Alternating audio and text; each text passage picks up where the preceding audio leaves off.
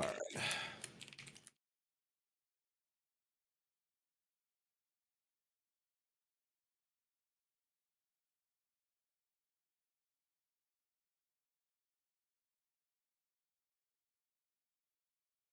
In squad. How do I make a clickbait for this? Oh wait, no, I know. Never mind, I got this.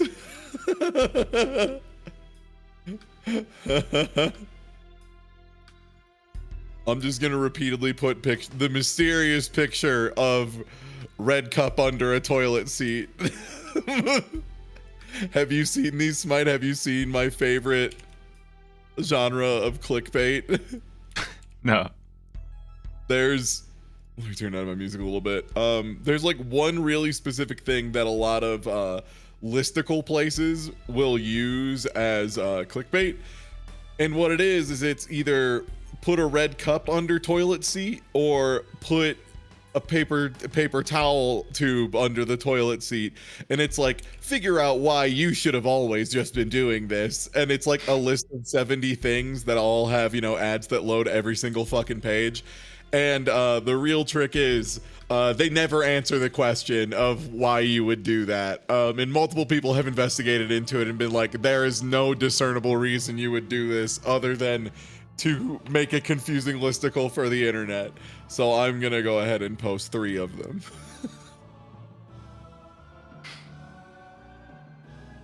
I can't think of a good reason.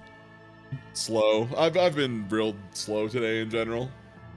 Got a little bit of stuff done, some planning stuff. I'm gonna go grab a drink real quick, but then we can get started up.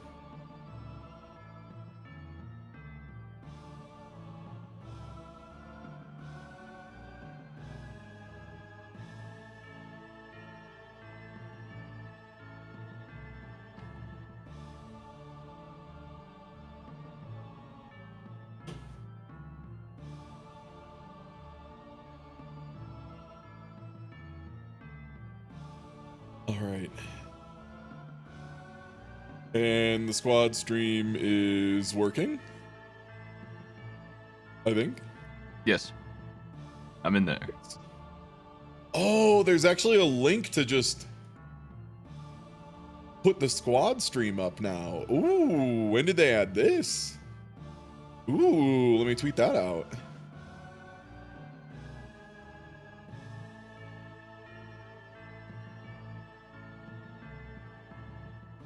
Nice.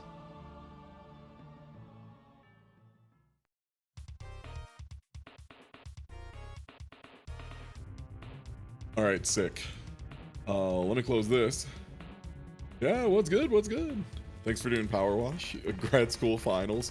Oh, nice. Yeah, that's gonna be perfect. Yeah, you can work on stuff in the background while Smite and I just shoot the shit and you know, wash some stuff. Also, how's it going, Smite? Hey. You ready to wash? I love washing. Bro, I love to wash. Do you want to do career? How far are you in career mode? Because right now I just have in progress 4% of that cat and 1% of Helter Skelter. Have you done those yet? No, I've done everything that wasn't new recently. If you want to host one so we can work on your career, because it sounds like I'm a little bit farther ahead. So if you want to host, yeah, you just go into career mode, pick one of them, and then I think it's like the tab menu you open up has a little button for co-op. And then in theory, I should just get a list. Could just say your friend Smite is playing co-op.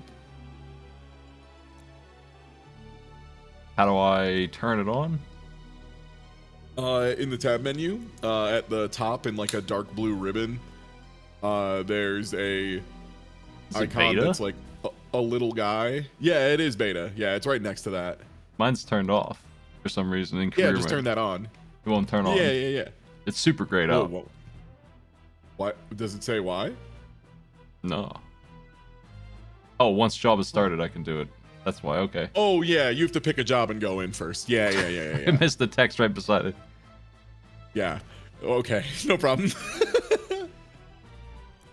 Warsh Lord and Warsh Apprentice. I think Smite and I are both at the same level of Warsh. I bet if we were to race, Smite would win.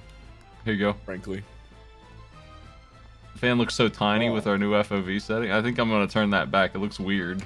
FOV. Oh 90. yeah, didn't you like spike your FOV to like 90? Oh my god, you, it's so. You can like warsh around corners now. You should see how tiny that truck looks on my screen. This van. Until I get up next to it, it looks like it's 4 feet tall.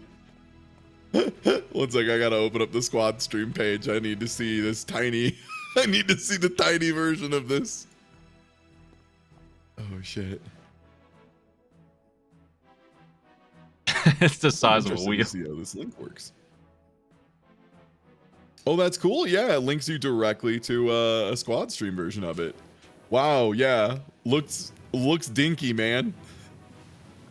But wait. Still pretty weird. All right. Oh wow, the van looks like it's like super tiny. I'm changing this. Reset defaults, Also, please. What is the default? Me on my... Oh, wait, why do I not have my... Oh, I guess I don't have the bomb power washer unless you do. Oh, I'll buy it. I haven't done that yet.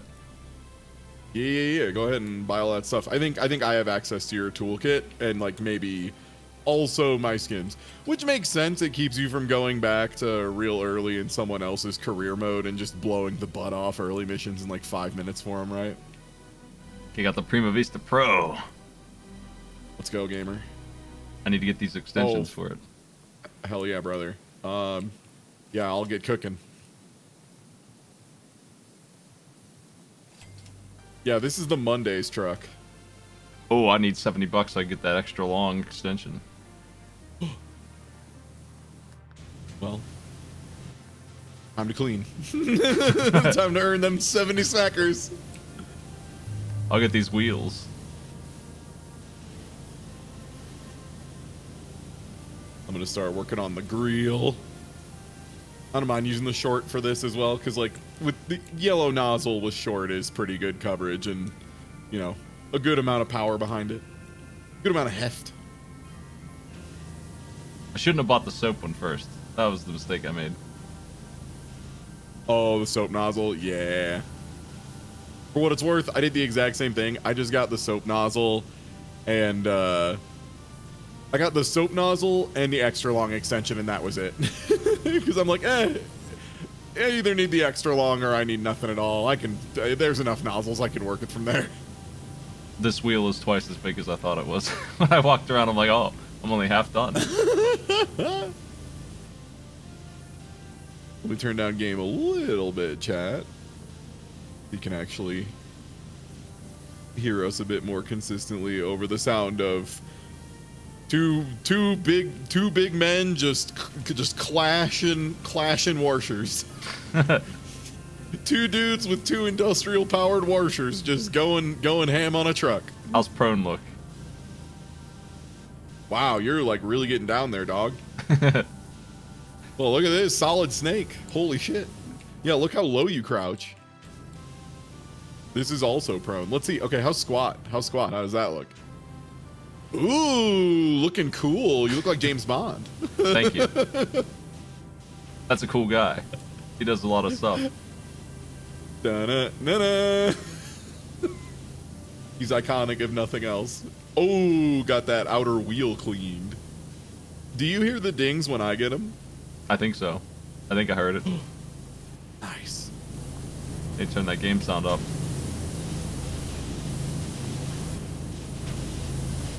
Is that the sound of your washer? Yeah, it is. Sounds like a jet engine. What? Are you using the super high end one? Yeah, me too. It's got like it's like got a rumble to it. Yeah. Oh shit. Oh. Wait, can I shoot your water to get a different noise? Keep shooting.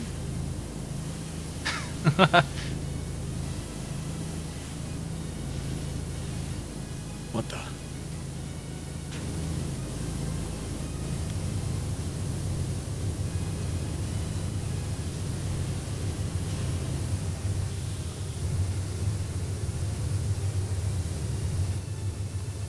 in detail mode. You hear that ding? Ooh, I sure fucking did, buddy. Oh man, co-op and you both get dings? Sign me up. I might turn down the rumble sound of the power washer at some point. Yeah, the double power washer is maybe a bit much. That's in options, I think. I want to say they literally just let you turn down, water volume. Man. Or water tone. You can cut out the high end. You can literally do a high pass audio filter on the audio. That's kind of OD. Also can like mix in more or less reverb. Yeah, this game, see, that's what I love about this game, man. They get it. They get that maybe you want to go in there and fine tune the way your sprayer sounds. Yeah, I decided to give us a little bit of a bass wash. What? If you go in options in audio, there's a water tone, and if you turn it like all the way down, it just removes everything except for the bass of the washer. It's pretty cool. I think that's what I had done. That's why your thing sounds so loud.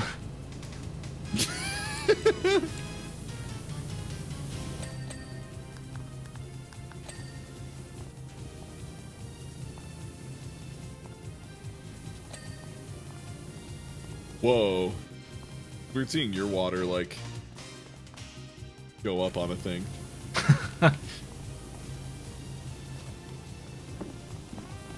Damn, we are murdering this cat. We are going wild. I think you can jump up this? Yeah. Yeah. It's wheel time. I'm gonna get the stepping stool. I'm gonna start working on the roof.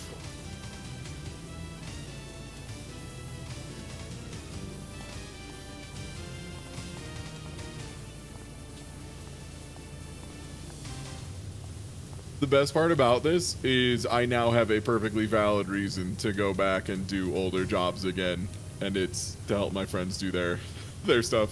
Also, yeah, I don't know if you saw, I know I mentioned it in chat earlier today, but the co-op in this is when you, in career, it's only 2-player, but once you've unlocked something for free play, it is up to 6 players. So, yeah. I am excited to see a team of speedrunners put together an unbelievably optimal, like, washing a van in like 6 seconds. Well, you know me, I like tournaments. I'm gonna get that 6-player battle going against another team of 6. See who wins first. Oh my god! I would actually love a 3v3 power wash simulator tournament. I want to announce that. I want to be hyping it up, insulting the bad players is how slow they are washing a cat. Well, that's the thing is, like, again, hey man, if you actually do that at some point and you want some like Evo commentators, you know, like some like CEO combo breaker, like top in class, best of the best in the world commentary, I can make some calls. And I am sure that at least 2 of them would absolutely be on board, and so would I. So. Sounds like a good idea for 2022. Yeah. Yeah, shit, one sec, actually, I'm gonna write that down. I'll run it. I don't mind. I like tournaments. I host them all the time. I'm ready. Mm-hmm. It's easy to do. I mean, I just need one person on the whole team to stream. That's all I need. Yeah, wow. It would actually be even easier with this game, because, yeah, you would only need one of the 3 to be able to stream, which means that people could, like, bring in their kind of, you know, yeah, non-tech savvy friends. Yeah. I mean, really, I'm ready today. It's just the players that need... Getting the players is the only problem that needs to be solved. That won't take too long. Yeah. I would gladly start running signups and making calls and all that, so... Yeah, that, You know what? Let's talk about this more at Magfest. It looks like we are... Let's get a drink or 2 in us and then start getting some bad ideas about a power washing tournament. Looks like Magfest Saturday night arcade pit panel is a confirmation. Oh, you got Saturday night? Looks like it. I think that's what they said. Damn. Saturday or Thursday night. I'll have to check. It's one of those two. It's that weekend sometime. Yeah, man. If it's like... It's definitely night. Like... 7 p.m. If it's like... What PM? 7. Fuck yeah, dude. You got the post-dinner slot? That's godlike. the post-dinner slot where everyone goes out and has like a decent meal and like a drink or two and then comes back. That is... Damn, that's good timing for Arcade Pit. That's... Glad to hear it. Glad to hear that you're getting the good time slots again. They, you deserve it. You've been running a good show for Magfest for like, well, like 4 years now? I think so. Yeah. It's hard to remember that. Like, it's hard to believe I did it that many years, but when I think about it, it seems like that's true. I remember doing one at 10 a.m. and then 2 at night, and then I think there was another one at some point. It's wild for me because I remember my first Magfest pretty explicitly being literally the same week I got partnered on Twitch. Yeah, it was... Yeah, that's when I was getting the emails of just like, oh, nice, got partner. Oh, how about that? So, pretty easy to track down. They did add new power washers. I need to buy a skin for this thing. Are there new skins? That's a good... I don't know. I know they added the bodysuits, which is why you're pink and I'm bright orange, I think? Am I still bright orange? Yeah. The old power washer had skins. They might not have done it for this one yet. Yeah, they might have added them in. The, yeah, I loved the one, the really over-the-top, like, regal skin or whatever. That shit cracked me up. It looked like a Destiny 2 raid weapon. Looks like a cowboy movie gun.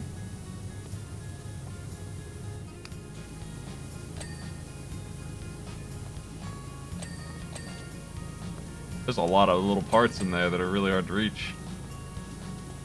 Yeah, I'm crawling down in here and trying to get to a lot of these.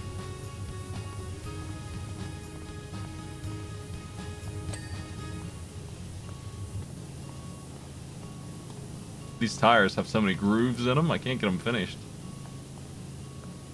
Have you hopped up on top and cleaned the top of them off? I think that's 3. There, they're done. Nice, okay. Yeah, I'm working on the undercarriage. You can pop on under if you want and take a second pass on everything.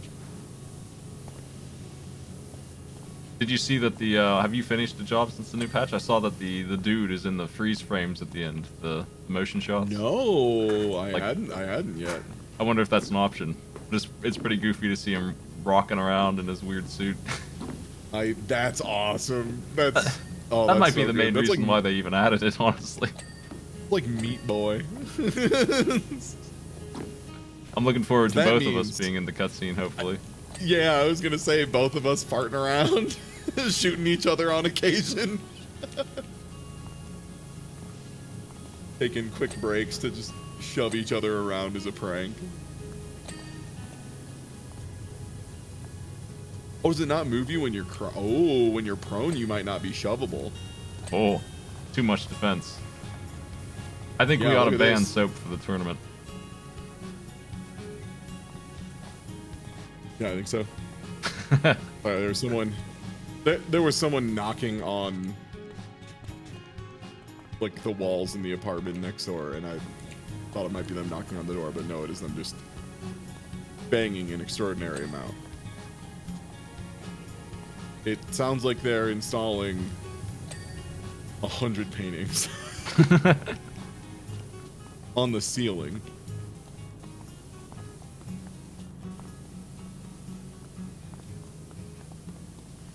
I don't know what they're up to. All right, what do we got left? I see there's a little tailpipe. A little bit of this tail underside. I don't see nothing up here. The cat head apparently is not done. Somehow. I'm not We sure got why. one of the flame exhausts. The cat jowls have just been finished. I think that's clean at this point. Yeah, let's pull up the list. Oh, I found some what dirt. then? Oh, I don't think I can pull up the list actually because I can't press tab. Oh no, it's on escape. Never mind. I'm done. The cattail, the 2 side hatches, the 2 side hatch handles, and the steps are the first things. I'm gonna look at the steps. I don't know what's on the tail that's not clean. This is pretty sparkling up here. Yeah, I might have to find another angle. There might be like a little bit. Okay, and there's step 1. I'm gonna look for these side hatch doors and handles after I'm done with the steps real quick. Is this where? Armstead. Oh wow. The cat is a monster truck. Nice, you got it. Okay, and I find the side hatches, and apparently the handle. Oh, I had to get under the handle. That's messed up. I want y'all to know that we checked the latency on this, and it's less than the audio call has. Yeah, faster than Discord. We are not very close to each other. I don't know what they're doing to get the ping they're getting, but it's unbelievable. It said, is it underside hatch? Where is that? Something on here? This? Oh, it's these. Oops. There we go. The Whoops. escape hatch.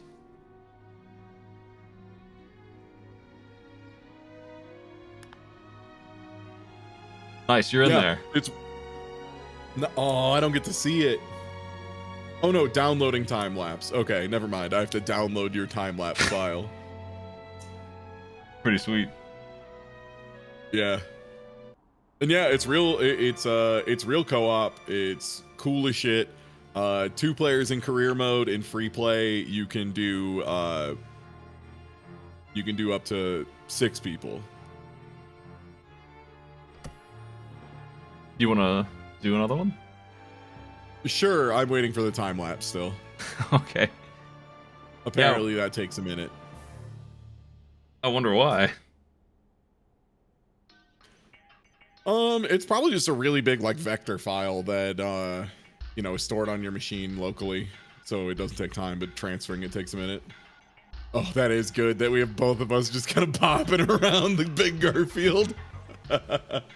It's like still super dirty on my screen too for some reason. Like a bunch of shit got clearly missed. Nice. All right. Yeah. I'm still in your party, so I think you can just start one up. Okay, I'm just making sure I bought all the pro equipment. It looks like it. Can I pull you into one of mine? No. Yeah. Well, no, I meant from here, but I don't think I can. But yeah, go ahead and just pull up in another one. Okay. I bought all this stuff.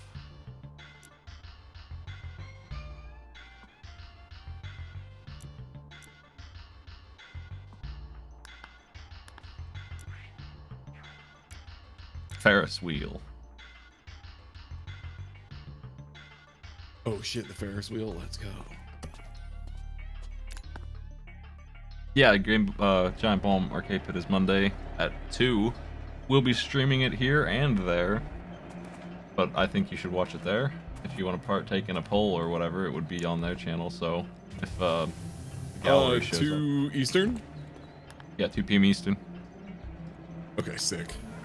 That's perfect. That means I'll get home from the gym and immediately just open up giantbomb.com. We're testing out a new Arcade Pit feature of having game audio for the first time. Also, Nice. at the same time, that should be ready. In fact, it not only is it ready, but it's also less complicated a setup than it was before because I just automated everything. Nice.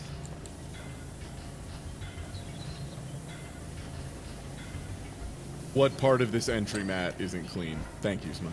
Oh, I there's was some like, what? Smuzz on the left On the side. side. On the edge, yeah.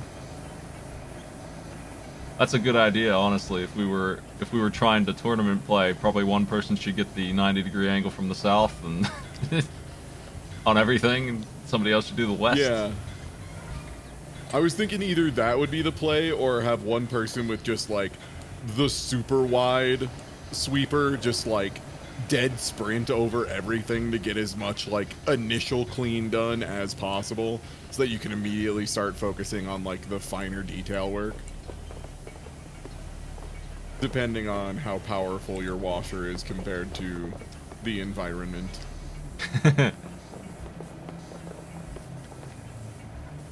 God, I always forget too the little details in this game. Like if you look down, you move slower.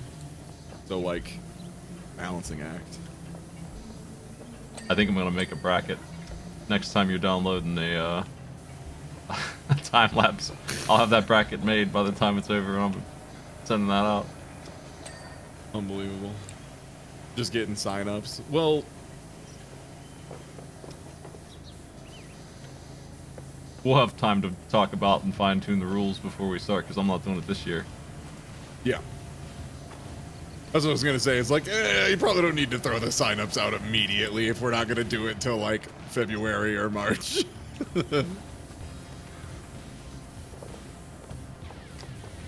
Got me all amped up for the Power Wash tournament. I respect the enthusiasm. Yeah, I respect the enthusiasm. I'm glad to know you're as serious about this as I am. I've been on a kick of trying to convince people to do bad idea tournaments recently. Sometimes on accident.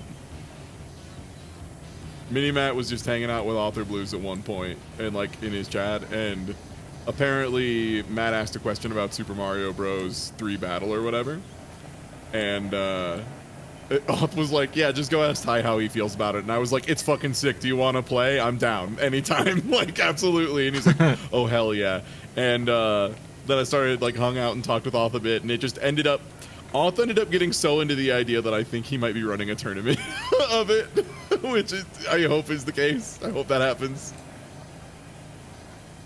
I need to practice. I would love to help. I would love to help facilitate that. Yeah, I know. There's a reason I'm like, you know what? I think I'll be on commentary for this, because I know how good people are at that game. Like, I'm good at that game. Like, Author Blues and Darbian and all them are fucking advanced good. They're like a level of good that my brain does not comprehend. I grew up with that old game. It doesn't play like Mario it usually does. Mm-hmm.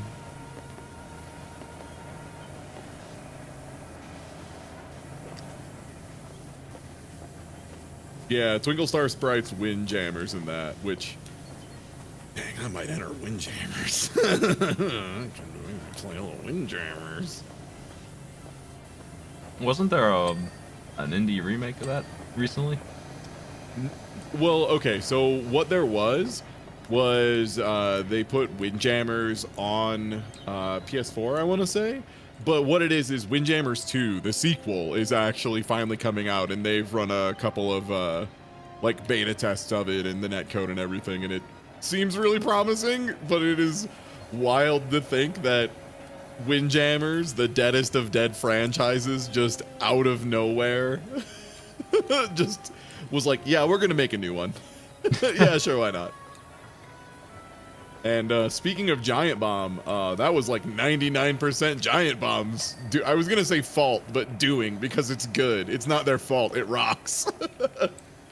They started a huge, just like, when's Windjammers 2 thing for ages and ages, kind of as a bit with Dave Lang like yelling like, there will never be a Windjammers 2, and it culminating in there being a Windjammers 2.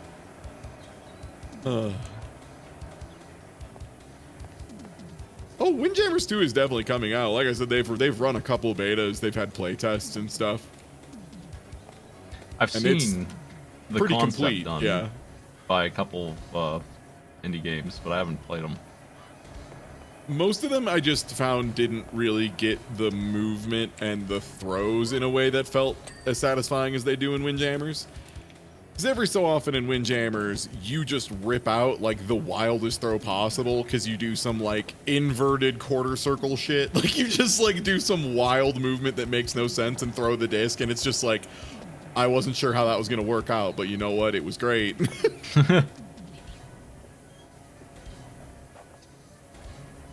Yellow nozzle whips ass still. It's still super good at cleaning most of this. Dude, yellow nozzles god tier. Like, if we're gonna do it, okay, tier list of nozzles. Tier list of nozzles.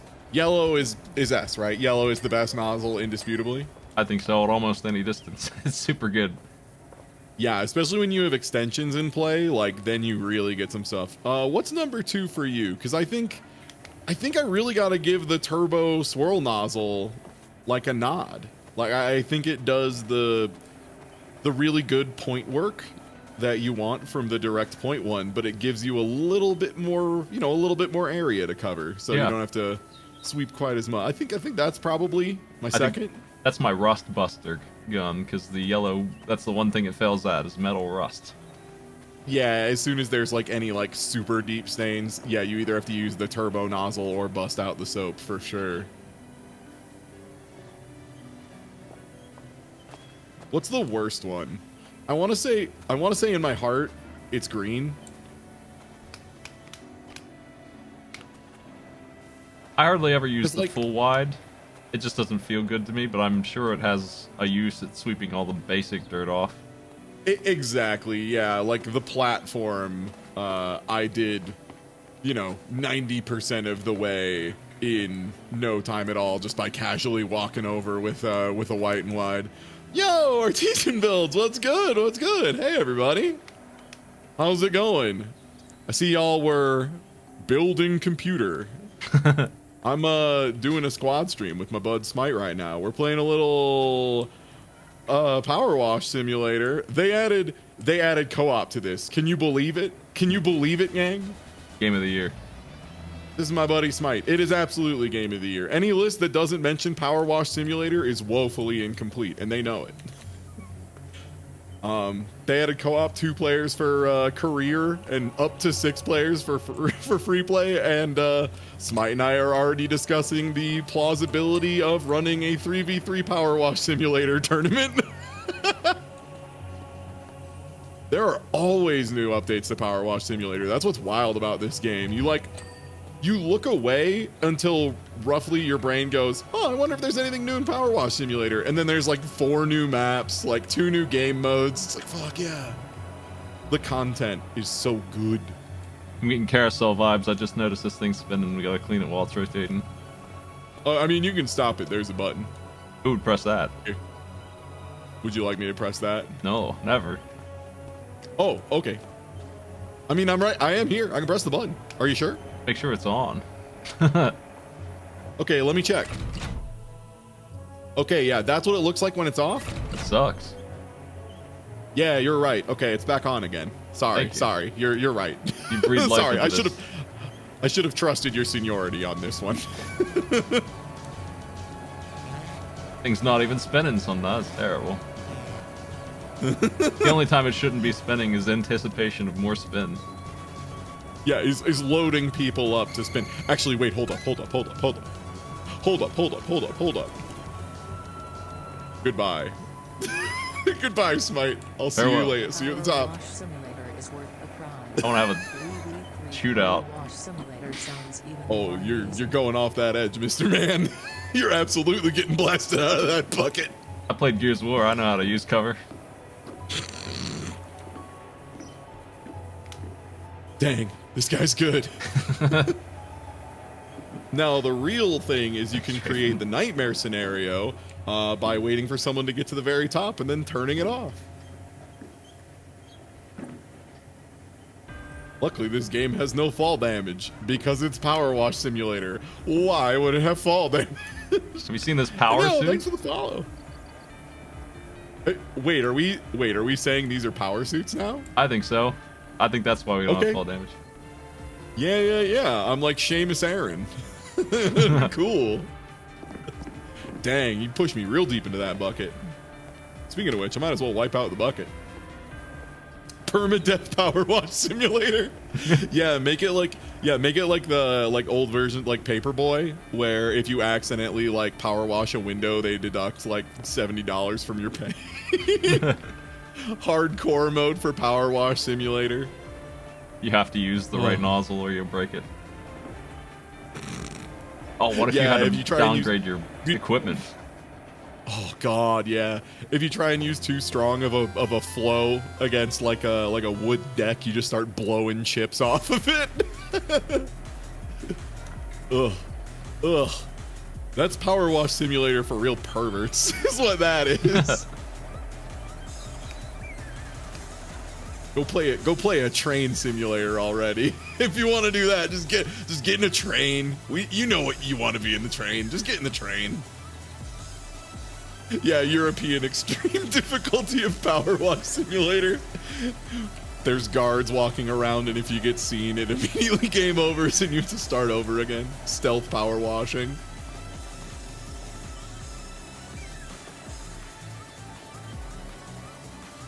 Wow, there's a lot of grime up on this Ferris wheel. Yeah, this is gonna take a while. This is a big job. Yeah, this is a big boy with a lot of rails. I'm glad co-op came out for this thing. But yeah, right? Yeah, this would be a lot to handle a solo. Holy smokes.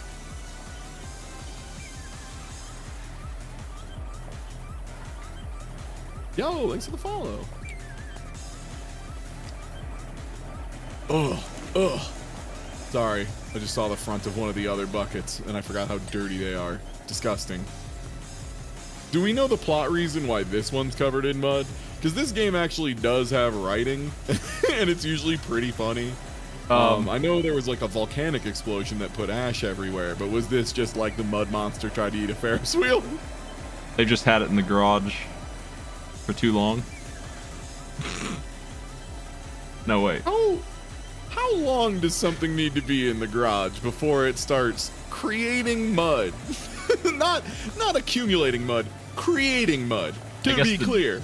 I guess it's just been sitting out, so it's the same as the same reason the carousel's dirty. But the generator was in the garage for a couple of years, which I've already cleaned. So that's done. The thing that was supposed to be dirty is done.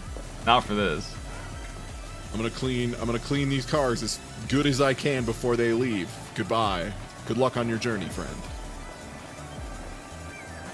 Yeah, the volcano is definitely a good explanation for a lot of this, I think. Yeah. And then the mayor, who's just really bad at handling everything, gets their house like turbo egged. That's probably my favorite plot detail, is everybody secretly hates the mayor. So the mayor got like stuff all over their house, and that's the mission where like you need to wash it in secret. Like you have to use the extra long extender nozzle to wash it from outside because you need to clean it before the mayor gets back. Like that's what you're hired to do. I like the mission where you clean the mayor's boat and he tries to tell you that he's leaving town and you shouldn't tell anyone, but you're already telling someone while he's saying that. The Mayor Quimby guy. Yeah. Can we get some more incompetent mayors in fiction? Because I think that's like a great character that I don't see much of anymore.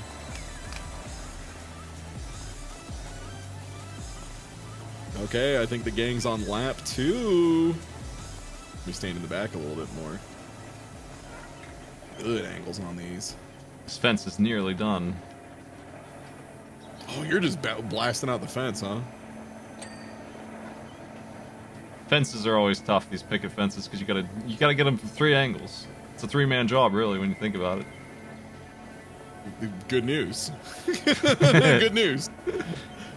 We intend to bring together 3 power washers at a time. 3 gamers enter. No dirt leaves. It is.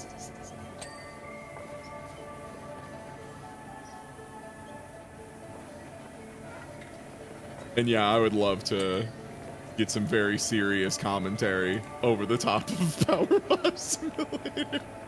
I think what we need to do over Magfest is get drunk and create a bunch of power washing lingo that we can use. Yes. Yes, absolutely. Yes, 100%. I will also definitely start watching some power washing videos on YouTube, a thing I have never done in the past, and try and, you know, steal the vibes, if you will. Try and X copy the mood. But then, you know, still bring that fun Marvel Dragon Ball Fighters energy that the people crave. Yeah, if you get 5 dings in 5 seconds, that's a bingo. Yeah. If you get 7, that's a happy birthday. It's actually, that's just if you get 2 dings on the same frame, that's a happy birthday. It's a Merry Christmas if you get 3, as we all know.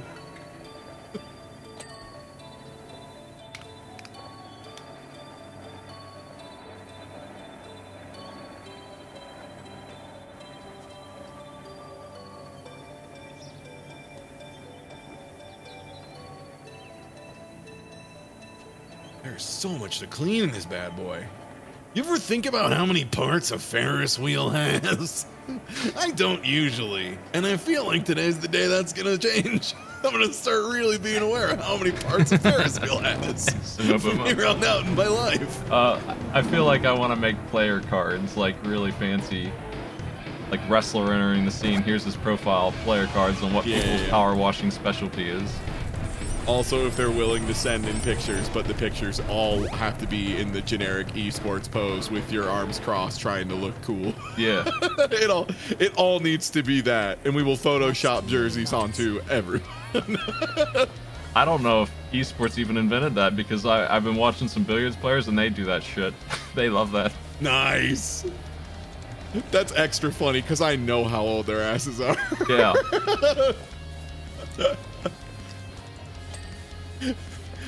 You ain't a cowboy. You're just good at lining balls up with a stick. This guy's 45, has 3 kids. He's pissed. Who are you trying to fool, Minnesota Fats? Like, oh man. There's like a subgenre of dads trying to be cool that is incredibly funny. I think one of my favorites of that, like the maybe the all-time best, a dad trying to be cool and just really beefing it every step of the way, is the "Who do you think you are? I am" guy. That guy rules. That one? Yeah, he's the best. He's the best. He was a dad trying to be cool, so he came up with a sick one-liner to yell at the kids who told him he was a nobody or whatever, and he just flubbed it. He flubbed it every step of the way, man. He flubbed it harder than I think anyone's ever flubbed anything, but it rocks. Yeah, the bowling guy. If you're not familiar with the bowling guy, Dubs, you will absolutely do character art for that. Oh my god. Who do you think you are? I am. I love that guy. His voice like just has a little bit of nasal in it too, so it's like, who do you think you are? I am, and it just like lands really good. It's like a bad anime read. Oh god, I love it. He got his cool sunglasses on that he didn't have on when he was doing. When he was rolling, yeah, he put them on afterwards. He was like, shit, I gotta be cool. Put the glasses down. Stand user title cards, but for power washers. Oh no, Smite, I'm gonna get killed by this cart. Ah! Watch out, it's dangerous. Okay, I got unstuck. I phased through it and got unstuck. Wait, let's do that again. Check this out, Smite. How's it look to you? Does this look good? Oh, let me see if I have to line it up just right. Okay. No, don't shove me. This is very, very specific. Oh no, your head. Oh jeez. What? Oh, I didn't do it this time. Last time I slipped on through to the other side, just like you the were Red Hot halfway Chili in. Peppers told me. All right, let's see if I can do it. You're phasing. Guide me, Red Hot Chili's Pepper. Looks good. Oh. All right, well. Wow, you did a real crackerjack job on this fence, bud. It's looking pretty sharp. These towers are also pretty tough. They're rusty as hell and they're very tall. Yeah. I started taking some big swings at the wheel, but that's gonna take some time. Yeah. Yeah, here, I'll get this angle. Nice.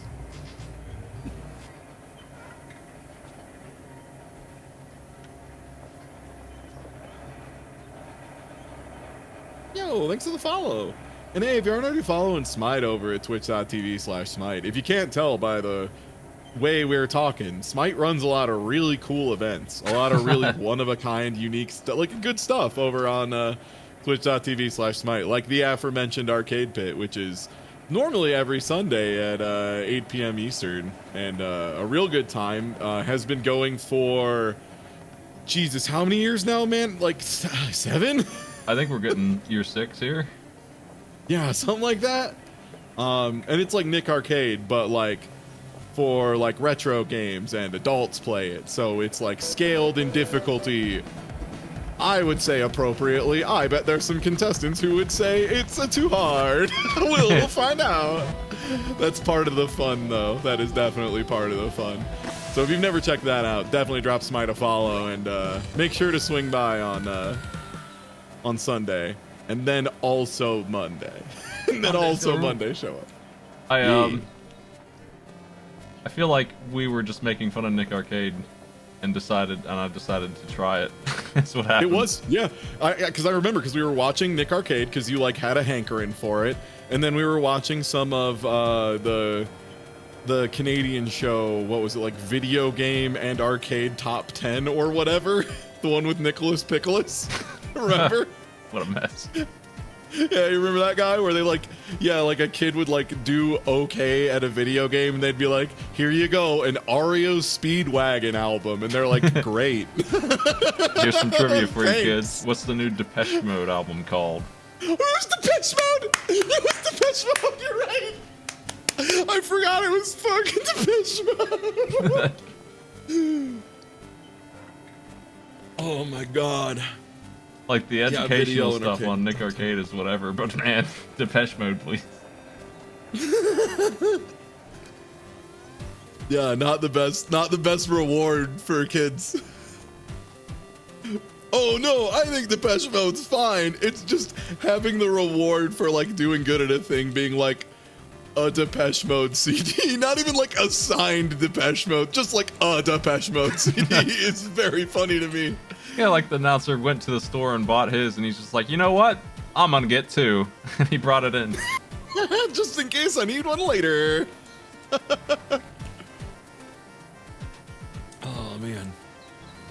But yeah, we were just like watching that and then like cracking up at how like the game spread was always like buck wild. Because I remember like a couple times it was like, oh, you know, like a fun little Mickey Mouse game, you know, a fun little Kirby game or whatever. And then just like out of nowhere, like fucking like ActRaiser. And like, God help you if you were the poor kid who fucking picked ActRaiser and just got your butt blown off live on air. Oh, that game looks cool. The rest of these look pretty dumb. I'll check out ActRaiser, I guess. Oh no! ActRaiser in an arcade cabinet. Yeah, on an arcade. Oh my god, I forgot. Right, it was a joystick and buttons. That's rough. That's rough stuff. We just went over how it got started. We were watching Nick Arcade, and much like the Powerwashing tournament we just decided to do, all of a sudden I decided to do Arcade Pit as a show. Yeah, like it was just Smite had a good idea and believed in said good idea, and I mean, you can watch some of the like the early prototype arcade pits are like still up on YouTube, right? Where you had like a whiteboard behind you and you were just like drawing a map with marker and stuff. Yeah, I had magnets. Yeah, I thought that was a good idea. It worked. It got the prototyping off the ground, you know, and that's what mattered. It took me like 5 episodes to realize I could just drag an image around, and then it took me a year to realize we should probably program it so I don't have to do that either. Oh my god, Dubs. That art of Power Wash Souls is unbelievable.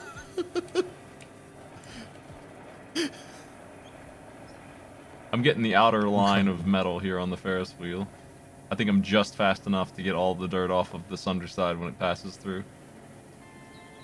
Yeah, I switched back to the small gun to try and figure out what we're missing on platform, and I think I just found it. That was the steps, at least. Hey, oppa. There we go. Yeah, I'll make one more sweep for ground level stuff. And then, yeah, we can probably start turning our sights up a little more aggressively. It's easy to get distracted. It's got that Breath Oh, of you the mean Wild when energy. Yeah, when we're just zoning out and talking to pals and halfway paying attention to power washing? Yeah. yeah. I always end up trying to do something and then it doesn't get done, and then I can't find what needs to be finished on it because I stopped doing it right near the end of it. Yo. Because I gotta Then you clean just gotta the boards. mash tab. You gotta equip dirt vision and take a peek. I think they removed the flashing from the time video at the end too, They so did. that's real cool. They did. Yeah. You can just mash tab and it doesn't screw up the end screen now. Yeah. Game's getting divine real fast. Yeah, man. As a fighting game player, let me tell you, I've seen some patches that are good, and I've seen some patches that are bad in my lifetime. And I cannot believe how universally every change to Power Wash Simulator has made me go, oh, that's great. Oh, wow. That's fantastic. Oh, that's lovely of them. Like, every single one. Every time I read a patch note, I'm like, oh, that's great. It's so rare. I wonder what the progression optimally would be like to get the upgraded washer, since there's 5 of them now, I think. Yeah, it's like 4 or 5 of them. Yeah. We don't have to worry about there's that like, at the moment. But We, yeah, if you were doing like a career run. Do you get money for helping me here? Probably not, but I don't care. It's fine. I power wash with my friend Smite and wrap that up, and then later on down the line, maybe I do my power wash, and who can say? Maybe someone else will be there. I'm ready to wash this twice. Darn tootin'. Probably not today, but down the line. I was so smart. I made a calculated play, but man, I'm bad at math. Never mind, I'm a genius. I live up here now. This is my life. I need to check out the art. Oh, nice. Thank you. How you make this so fast? This rules. Dubs is unreal. Dubs is unreal, man. Like,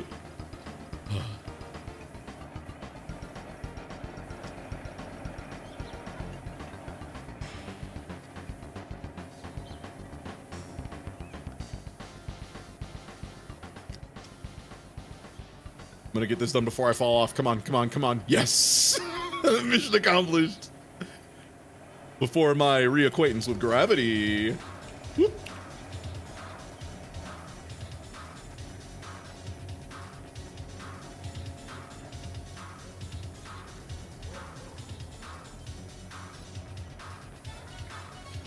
Medical engineer Ty bad at Math Tuesday. The worst part is I was a mechanical engineer first, and then they just needed a medical engineer, and I was like, yeah, I can probably do that.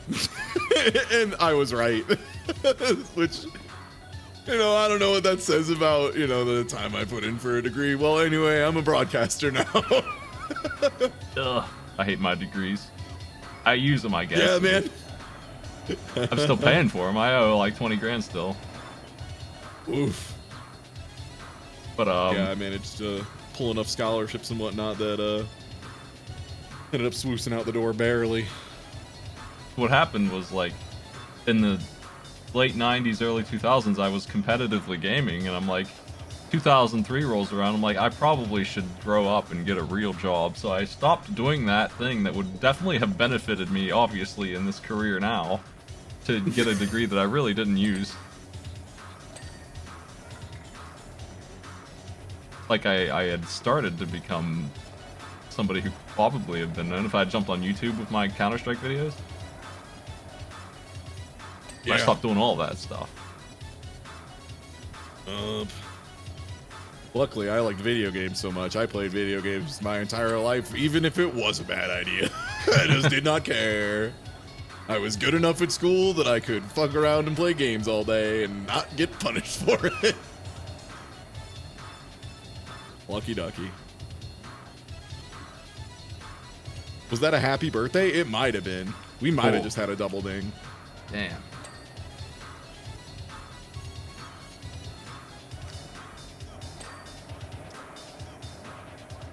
Dang, there is some wild What do you call it when a metal gets that kind of green film on it? A patina? There's some like wicked patina on some of them bolts. Can't remember if patina is only when it's good though, and corrosion when it's bad.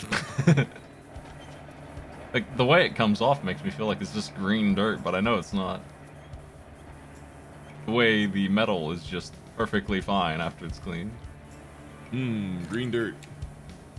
It's what's for dinner. I think I'm gonna have to jump on the Ferris wheel here soon to get the last bits of this, or bring over that big tall thing, but that's no fun. I'm just using that extra large extension and seeing what I can get away with. Extra long extension, and as always, the MVP all time. You know it, you love it. It's the yellow nozzle, baby. It's here again. Oh no. Did you get caught in a perpetual free fall? Did you get juggled? Yeah. Sick. You call that a bounder.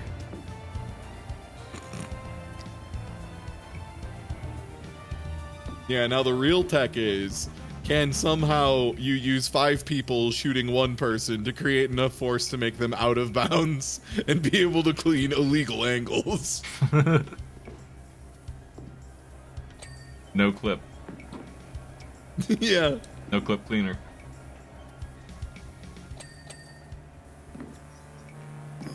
Okay, almost getting these panels. Yeah, leaving it rotating adds an interesting layer of challenge and decision making. I think it made it easier to clean the outside, but I think that it will be harder at this point. Yeah. Because the outer rim was spinning right to me as fast as I could clean it. It was just, like, helping me, but now we got problems. What? A lot of the little, there's like bars on the outside of these like star side panels, and I don't think I'm able to get most of them from this distance, so that's what we're probably going to need to be super close on individually, those little side bars.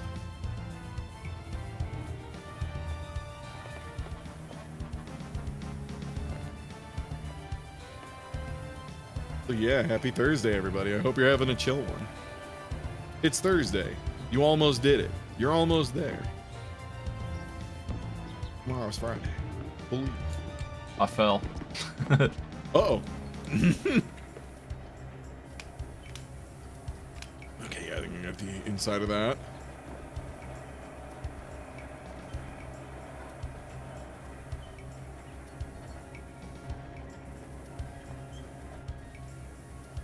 Yeah, that would also be an unbelievably cool strategy, is 5 people or like 4 people continuously just shooting one dude straight in the air as high as they can. Just forego the need for a ladder, just right at the beginning of the round, just blast someone up to the top.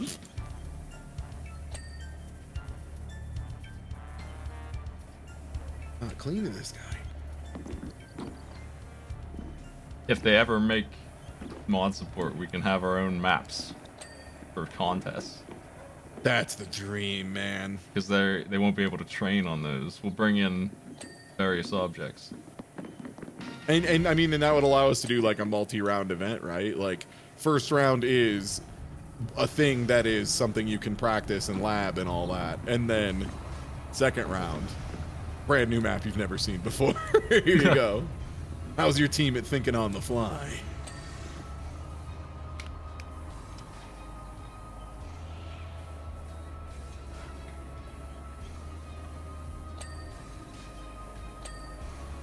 Oh, I can back up here.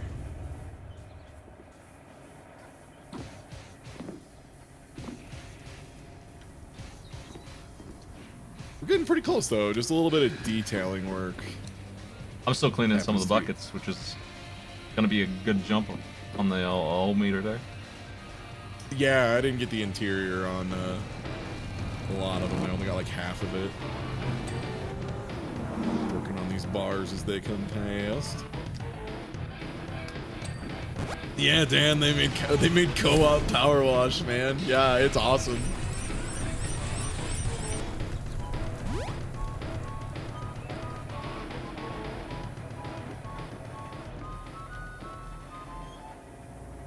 Powerwashing time, Tilda. Thank you for the sub. Oh, hey.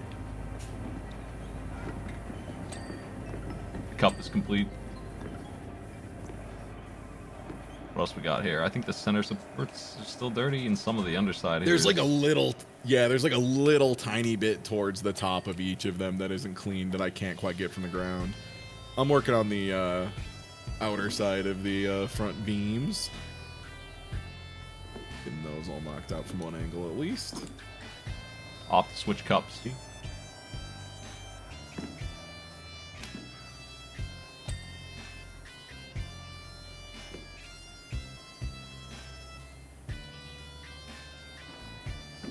Catch.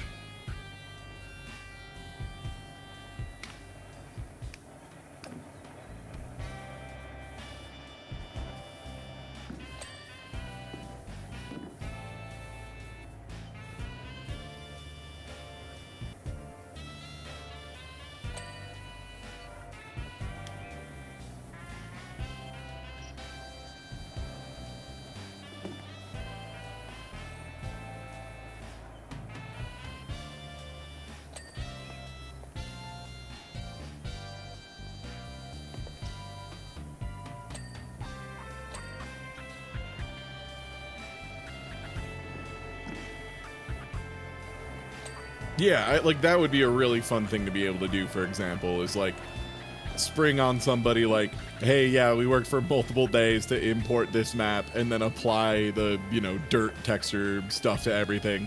So you can have a race of who can clean, yeah, like Princess Peach's castle from Mario 64 the fastest. Like that would rock. That would be so fun. Definitely have to just like build in a couple ladders. These maps are actually really intricate. These the ones they actually have, so I can see why they don't have very many mods for something like that yet. Yeah. Yeah, and it's definitely not something super high on their priority list for sure. But long term, you know, we can hope. We just need Power Wash Simulator to, you know, continue to pick up, you know, people to realize, oh, this game's great. Super zen. Like, I played House Flip Simulator for a while, and that was a good time, but, like, man, Power Wash Simulator just blows it out of the water. I think I hear you stomping around. Yeah, I'm over here. This bucket was a little unclean, so... working on that. Yeah, that pod seems clean.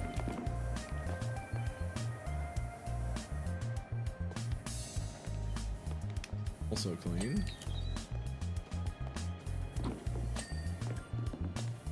Uh-oh. Uh-oh. Locked in. Come on. Oh no. Oh no. I'm jumping. Yeah. I got out of there. I made it. Congratulations on not dying. You did it. This center support is apparently... Let me get my extension out. The spokes are difficult. They have to turn to be cleaned, I think, because the axis moves around.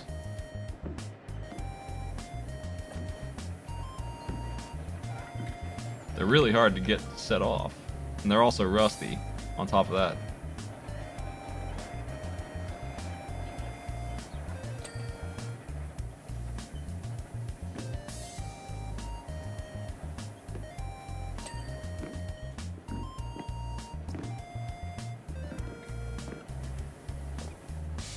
I'm gonna get the front of all the spokes. Okay. Center bearing is almost cleaned off. There's something somewhere on this thing.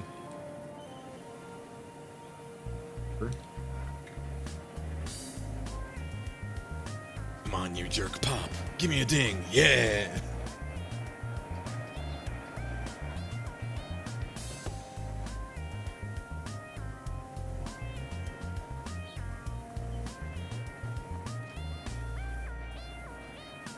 Yeah, pretty much every single spoke is not dinging. I don't know why. Almost all of them.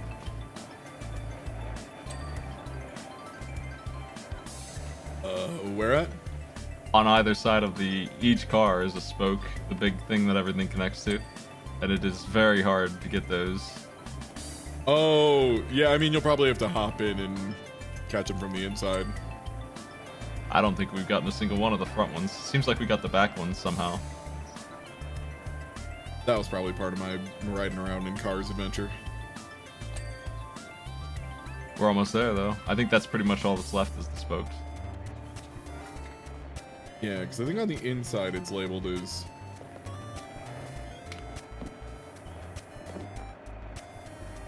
Trying to figure out where the dirt is that we're not getting it.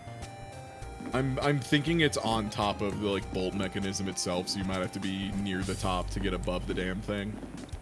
Or let me see if I can deploy a ladder. Maybe give us enough height. I see the ladder light up when you're carrying it. That's awesome. There's not really anywhere good, I don't think. Maybe, okay. Maybe with a little creativity. Whoop! Okay, that sign's pretty thin. Good to know. Dang, I wish I wasn't so slippery from all that power washing.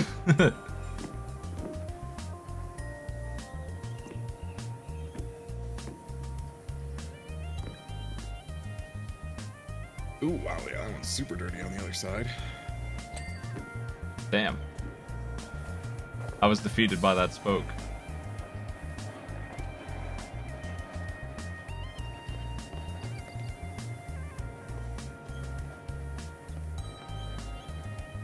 Do we have any of the front spokes going off yet? I don't think so. I can't get any of them to work. Huh. I can't figure out where they're dirty. Let me stubby gun this boy. Because, yeah, from the inside, this is the pod frame, I think. Huh. No, thanks for the follow. Yeah, it's real co-op. Yeah, Doug. It's real co-op, and also if you play in free play, it's up to 6 people. Okay, yep, I think I see what it is. Yeah, it's exactly what I was guessing, where you kind of have to be in the cart when it's like fully inverted, and there's a little bit in there, but even that's not quite getting it. Dang. How do you get the underside of this from the outer edge? Huh. I'm giving them all a good cleaning from outside, but yeah, it's in there. Yeah, it's oh boy. Oh, these are gonna be a nightmare. Yeah, I think you gotta get like underneath them at an angle. How am I up here? Oh, I see it. Hey. My head. Oh, what's up? I fucked up. Sorry. I'm trying to fix it.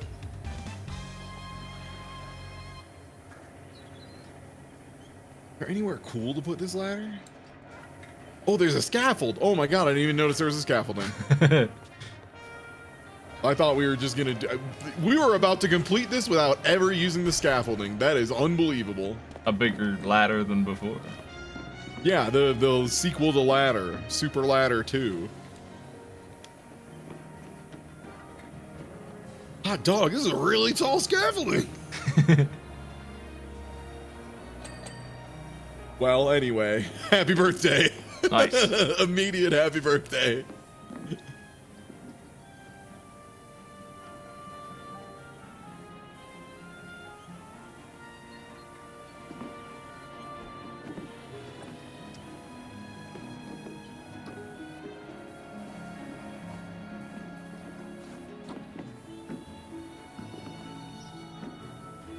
I want the short extension, probably.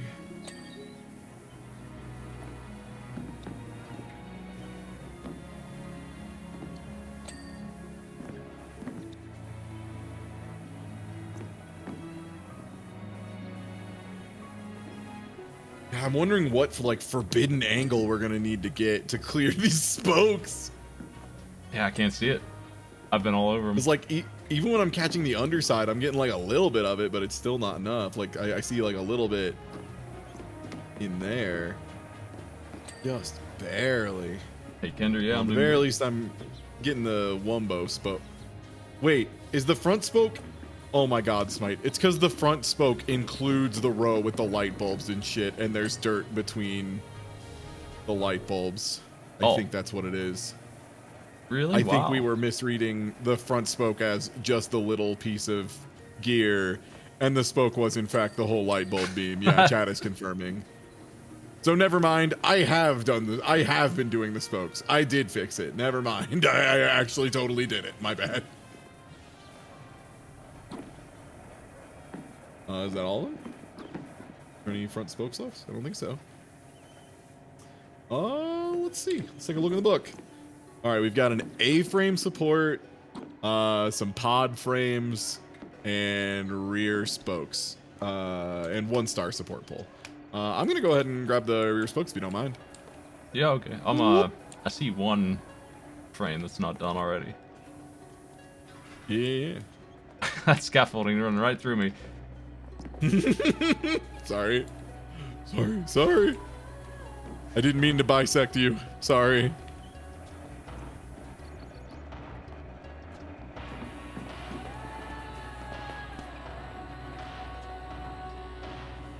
This spoke. One more cleaning. Done. Yeah, the little light bulb parts always screw me up. That's the one reason I usually do turn power off on stuff. Yeah, because they're round and they're full of dirt. Yup. So apparently it's one of the frames, the A-frame supports, which I see one of them right here. Yeah, that one. Somewhere. I'm using my mouse to try and highlight the ones that are missing. This one over here as well. This one didn't ding, but it's showing it as complete for me. Oh, you lost the ding. I'm confused. That must be on the backside or something, right? Oh, there's some probably in between here. Yeah, there it is. Hey, nice. What is a star support pole? Oh, there's a big star on the side. It's got to be that somewhere.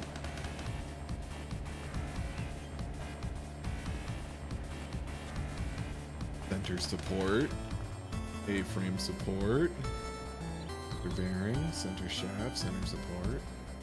I see it. I don't understand what it is, but I saw it for a second. Oh, it's the little black bars between the faces of the panel. It's the stuff. Yeah, it's those guys. So one of those isn't clean. See.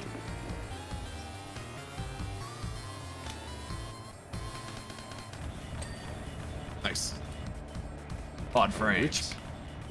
Which part is pod frame? It's like the handle. Bars. Yeah, the little metal bars on it. Okay. One of the ones I'm in is one of the ones. That one's done. Nice. Okay. That one's doomed. I'll keep scanning. These both seem clean. Ooh. Pod frame. I found it. Yellow. Nice. Okay, yeah, that was the next one I was gonna scan. Techno Ferris wheel.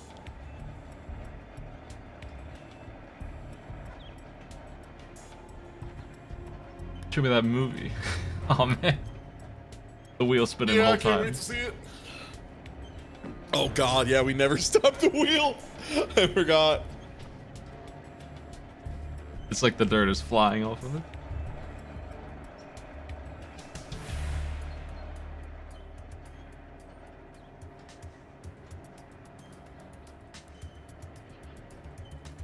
Anything seem beta about this? Yeah, it's a test release that they're getting information from to work on the final release of it.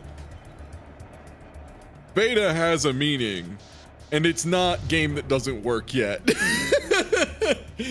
I understand that due to the last few years of AAA studios deciding to have quote-unquote betas that were not betas even a little bit, has confused the word a little bit, but beta does have a meaning. Yeah, you can stop the wheel. We stopped it for like a frame, and then Smite was like, yeah, this sucks, and I was like, you're right, Captain. Let me speed it back up. Who would do that? Cowards. I think that's all there is. Just these two are the new ones. Unless I'm missing one. Yeah.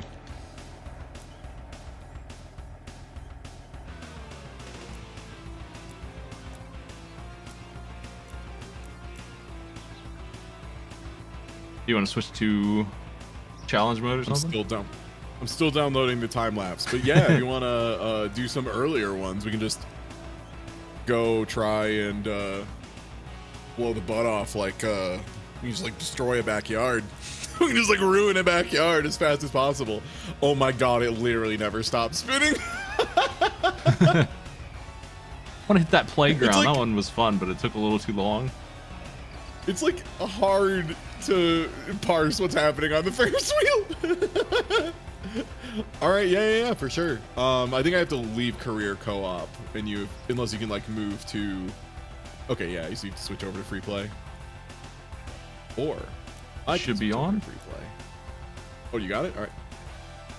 Join. Oh, did you also invite me through Steam Friends? That's godlike. Yeah. I found it through the menu, but if Steam Friends also works, that's even better. The more ways this can just function, the happier I am, frankly. I'm doing the dinosaur. You can't stop me. I'm doing the dinosaur first. I'm gonna hit this roundabout. Here comes a funny dinosaur boy. I love the roundabouts. I think I would actually get sick if I used one the way I used to when I was a kid. But damn, they ruled. Oh, also interestingly, I think since we're in free play, it actually pulled in my equipment for me. Oh, it changed. I only have the extra large gun, or the extra long extension. Oh, that's neat, I guess. Yeah. We could shop. Let me see. I only have 149 smackers. Oh, jeez. Gonna be getting these like MMO vibes where you're playing like Terraria or something, and some guy joins with angel wings on his blaster. I mean, unironically, yeah, I would love that. I would love to get like a little glowing halo above my power washer for helping so many people power wash. I mean, you just have a jetpack at some point that shoots water. Just like. I want to become the Solaire of Power Wash. Become the avatar of cooperation.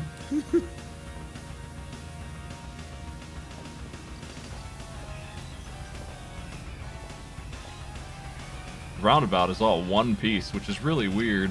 It's hard to clean when that's the case, because you don't know which piece needs it most.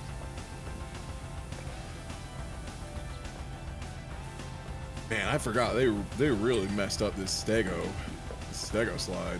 Yeah, that'll take you a while. Get a number on this bad boy. I'm about halfway done. This is not too bad.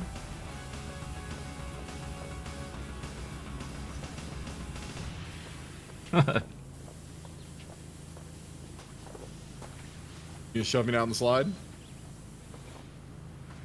Oh, that works too. He's casually walking. Oh, word there. Okay. Is the soccer ball, I'm gonna try and shoot a soccer ball at you. Okay. I think that the soccer ball is different on your screen than mine. We don't have soccer balls here. I'm standing on it. Dang. Yeah, because you were just walking into it. All right. I wanted to see if the soccer ball was synced across clients. Unfortunately, no. It's okay. That's the price we pay for faster than Discord ping. FTL ping. Yeah. The speed of light should be respected. No. No, absolutely not. Oh. That was maybe the funniest bad fighting game post I've seen in a long time. Was someone complaining that rollback netcode takes the skill out of fighting games because it's a skill to adjust to your opponent's bad Wi-Fi connection. It says the people with a bad Wi-Fi connection. That was a layer of skill. And then later on in the post they said, the speed of light should be respected, to which I cannot overstate. No. You will never make me respect the universal constant. Any chance I have to disrespect the speed of light, I'm doing it. You can't stop me. I'm hearing that we may have a soccer ball sync if we join at the same time.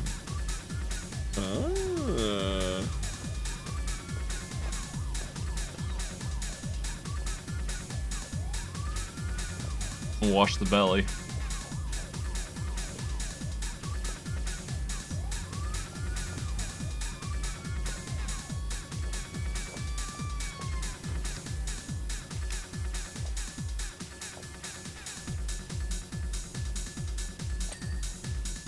Nice.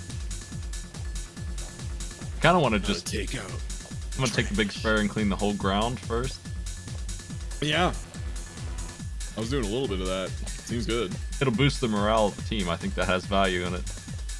Yeah. Start on the other side. Because it'll say like we're like half done, and also there will be vibrant colors everywhere. It's got a lot of value. Yeah. You know what? You're right. I like that direction. I like where your head's at, Captain.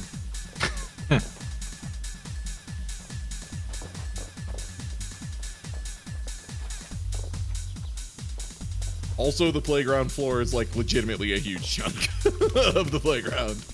Yep. This place rules. I wish I had this place. This place is great. I know. I think back to like how much of my quote unquote playground time was spent on just like some asphalt with like Foursquare shapes drawn on it, and then a bunch of kids who don't know how to play Foursquare. A bunch of elementary schoolers who do not comprehend the rules of Foursquare and thus play it badly and end up just throwing balls at each other for the most part.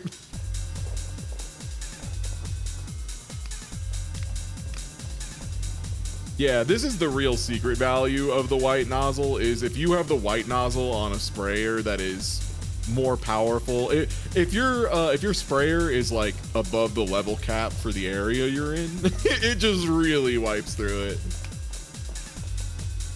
Yeah, especially with the extra long nozzle, it gives you a really good. Then you can just, yeah, then you don't even have to move.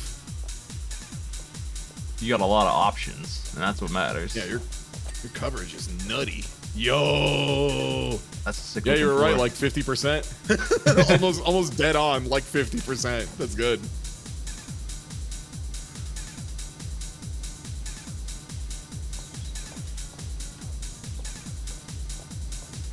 Oh, we didn't have tetherball where I was. Oh, tetherball rules.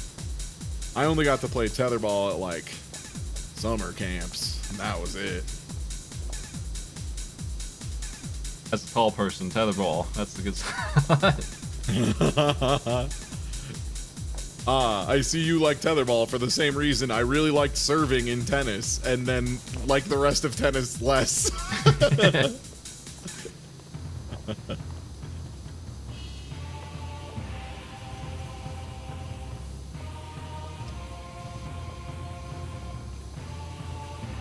Love to be one of the only kids over 5 feet able to reach the top of the pole in tetherball.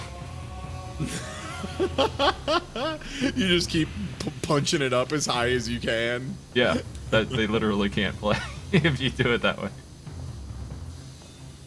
Damn. We should really get a patch for tetherball. Yeah. Lower poles. What's your favorite patch note for Real Sports, also known as Real Changes? Because I know what mine is. What do you have a favorite rule change in sports? I don't know very many off the top of my head. Yeah. All right. Well, my favorite. There are a lot of good ones, but I think my favorite one has to go to the rule that you are not allowed to cover yourself in grip enhancing materials in the NFL. And the reason why I love that so much is because you go look at the like the footage of what inspired it, and there's this stuff. It's like a resin, and it's called stickum. And basically, what it is it's just like it's like a resin that you apply to something, like a big goop that you apply on something, and like anything will stick to it, like in a really like over the top fucked up way. So what people were doing originally is NFL players were just like putting a little bit of stickum on their glove so that if they, like jumped in the air and had to make a big catch, their glove would kind of auto catch it for them a little bit, and that's what it was, which that's pretty good. And weirdly enough, they were like fine with letting that rock. They're like, yeah, that's fine. That's whatever. Sure. But then there was a dude who decided oh shit, they aren't banning this, time to be fucked up, and covered his whole body in it, and he looks like a weird glue monster. But like, if he touched anyone, they were going to the ground because they now had to deal with the weight of 2 people. Because he just covered himself in stickum and ran around, and then that is immediately what made them go, ah, fuck, man, we gotta ban this. we can't let this rock. I guess the only one that comes to mind is at some point, it's because I've been watching too much billiards. That's what I know about. There is a rule where you can't dig a hole in the table to make the ball stay there. And that means that somebody must have been doing it, right? They must have been going to a bar and just jacking it up real bad. Holy shit. Yeah, like taking their cue to like make a spot that the ball will sit. Weird. Yeah. I think one of my other favorite ones, it kind of has like a bit more context behind it, but a lot of people, and I saw the meme going around on Twitter like not even a week ago of you know, like, oh, if chess came out today, gamers, and it's like them being like, oh, I can't believe they should nerf the queen, blah blah blah, etc. And it's great because it shows you don't know how video games work, and also you don't know a damn thing about chess because chess has had so many rule changes. It's unbelievable. It's like a totally different game like 5 times. And also on top of that, I think my favorite of chess rule changes is double pawn moves, like being able to move your pawn 2 at, you know, at the start instead of just 1. Absolutely one of my favorite rule changes because it was totally just a quality of life thing. Like everyone just was moving their pawn twice in a row at the beginning of the match, so they're like, fine. Fine. That, and then yeah, Dr. Danger mentions one of my favorite ones, and it's en passant, which is just if you try to like move your pawn, if your pawn is like in front of a pawn that could move too, you can't like try and like sneak it past so that if they like move to, it won't scoop it or whatever. So you can just like kind of auto scoop a thing. It's weird. It's a little hard to explain, and it's just specifically to dissuade a certain type of lockup play that is like really strong otherwise and like pretty insurmountable. So the thing is, it just like is a special way you can take something, and it looks super illegal. It looks like you're cheating because the pawn just moves in an impossible way, and then your opponent loses their pawn. But it was absolutely just a rule change, and my favorite part of it is there are so many posts on like the chess.com forums of people being like, hey, I think my game is bugged. So this move order happened, and then my pawn was gone, and my opponent's pawn is there, and I don't know what's up with that. And it just kills me because it's like somebody not understanding like Faultless Defense and Guilty Gear, and just being like, my opponent flashed green and I got pushed out farther. I don't know what's up with that. What's the deal with that? What's this all about? I'll just take my fighting games at face value. I was probably gonna lose to Yamcha. What the fuck? That don't make no sense.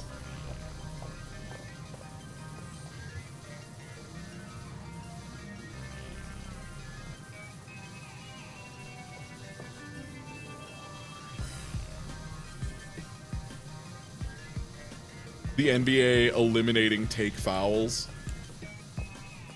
I don't know what that means. Well, the best part of En Passant 2 is when you get to like the good high level, like the extremely high levels of chess, almost always if your opponent plays a move against you that could be en passanted, they are aware of it and they want you to do it. Like they want you to damage your pawn structure in a meaningful way by getting greedy and seeing the en passant button and pressing it, you know? It's like tricking a new player in Mahjong to repeatedly pawn until they end up like not having a complete hand and then being like, ah shit, I can't, how did I lose? There was a button that said do a good thing and I pressed it and now I'm losing, what the fuck?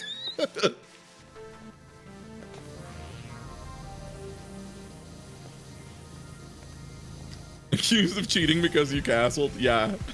No, but I learned the pieces only move this way. What the? Game's complicated. It's got a lot of rules. Chess is a very funny game. Now, if only someone made a game that was more complex than chess and also Go. Oh, God. one of our friends, chat, got a invite for a puzzle game with a real, I'm not gonna name it because I don't want him to get any coverage, but also it was like a real time cube ass website, and they were bragging about how it was more complicated than Go and or chess, to which I say, you know what? I'm good, actually. Like, chess is pretty fucking hard, man. Like, I'm already really struggling with just chess 1. I really don't need another more complicated chess.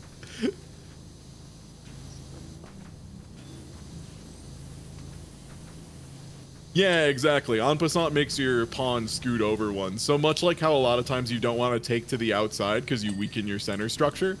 Similar thing with en passant. A lot of times, like, if a position is almost equal and it's like a really tight locked up position, taking en passant and breaking your pawn structure could totally get you killed, like, on the spot. So makes a lot of sense. Chess is cool. They should make a chess too.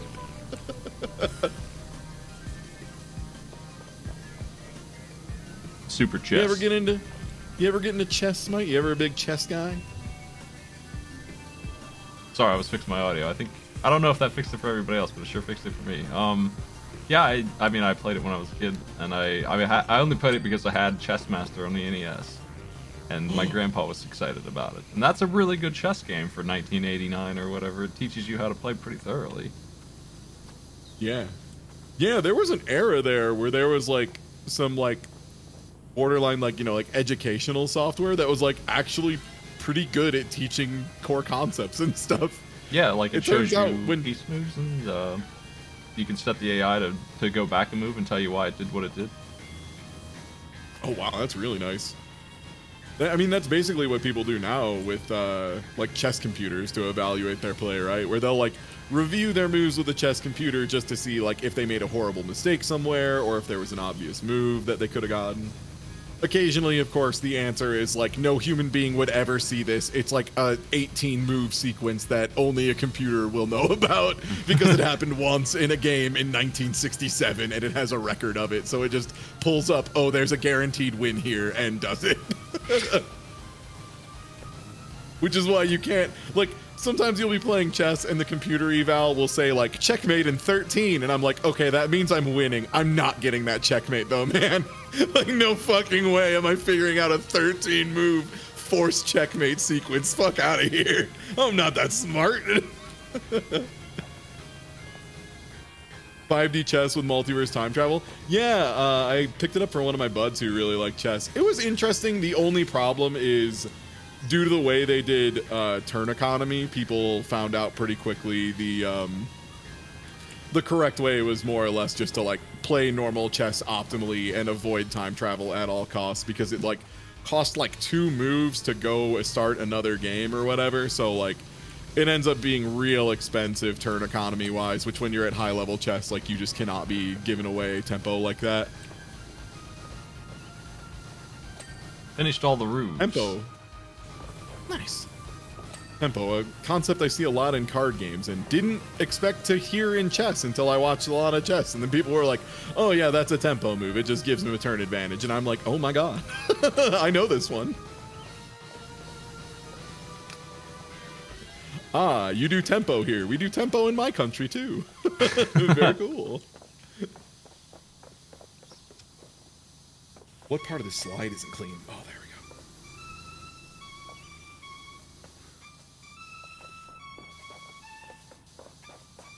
go. Yeah, I mean, tempo is everything in chess, right? Like, the fact that, you know, white starts with an inherent advantage, and if you try and play for symmetry, you know, white ends up with the advantage because you have the exact same position, except they go first. So they get to initiate attacks. They get to dictate kind of the way the game plays out, the way the structures work, all that stuff. You wanna take that initiative if you can. That's why, like, if your opponent ever plays a move that, like, all you have to do is move forward a pawn and they're forced to move it back, that's godlike. Because then that means you did something that advanced your pawn. They then had to undo the turn they just did, and congratulations, now you're on advantage, right? Like, now you're the chess equivalent of being plus. This playground's going super fast. Co-op rules. Co-op rules, dude. Bench. The pace at which we can do these missions is incredible. I'm gonna do them all in one day at this rate.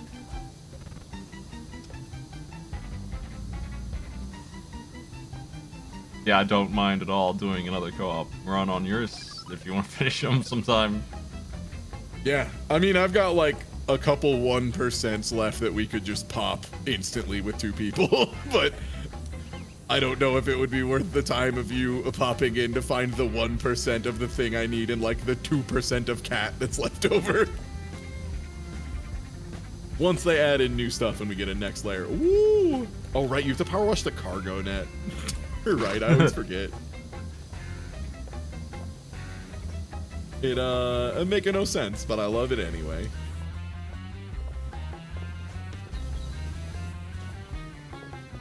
Too big to get into the playground. Damn adults. Yeah, they really should have given some children power washers and had them take care of it.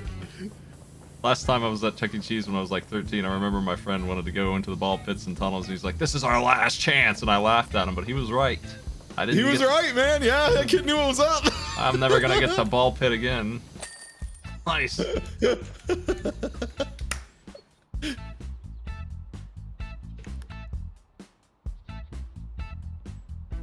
Well, I mean, no, tempo play in Hearthstone, that's fine, because that's the same as I was talking about with like Magic the Gathering and Eternal, right? Like the concept of tempo there, it's just you try and get them to give up turns or cards or, you know, spend mana or power or resources they don't have to other ways. Like, it's still a very important concept. Like, or like you get very specific plays that you don't destroy or deny what your opponent is doing outright. Like if they play like some huge creature you can't deal with right now, but it costs them their whole turn to play it, and then at the end of their turn you just like pay 2 mana, bounce it back to their hand, and now they have to spend another turn spending all their mana to put it down again. That's a great tempo play, right? You spent 2, you blew them out, now they have to spend 8 again or whatever it is. That's godlike, that's huge, that's an incredible amount of tempo. Like you just blew them up on resources, time, everything. So like it's a really common concept in games in general. Like anything turn-based, you know, getting your turn to be more important, faster, and stronger than your opponent. That's the name of the game, right? Well, not counterspell. Counterspell is not a tempo play. Counterspell is you put it in the trash. That's full denial. Tempo is like if you bounce or frost something. You want to take on the skate park? Yeah.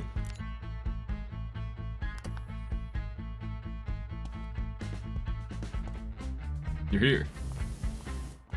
Hello. I'm here. immediately wanting to find the soccer ball.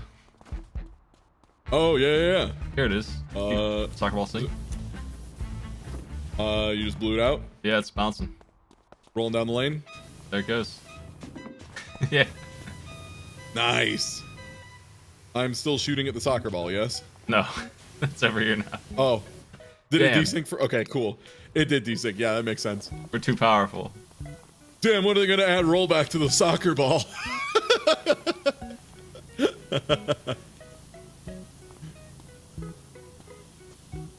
Just some extreme dumb guy shit. Man, that reminds me, I gotta play some more Chessplosion and some more Pedal Crash at some point. Both of those games are really cool, and both of them have really good rollback, actually. I keep meaning to play Chessplosion, but just never find the time to sneak it into the schedule.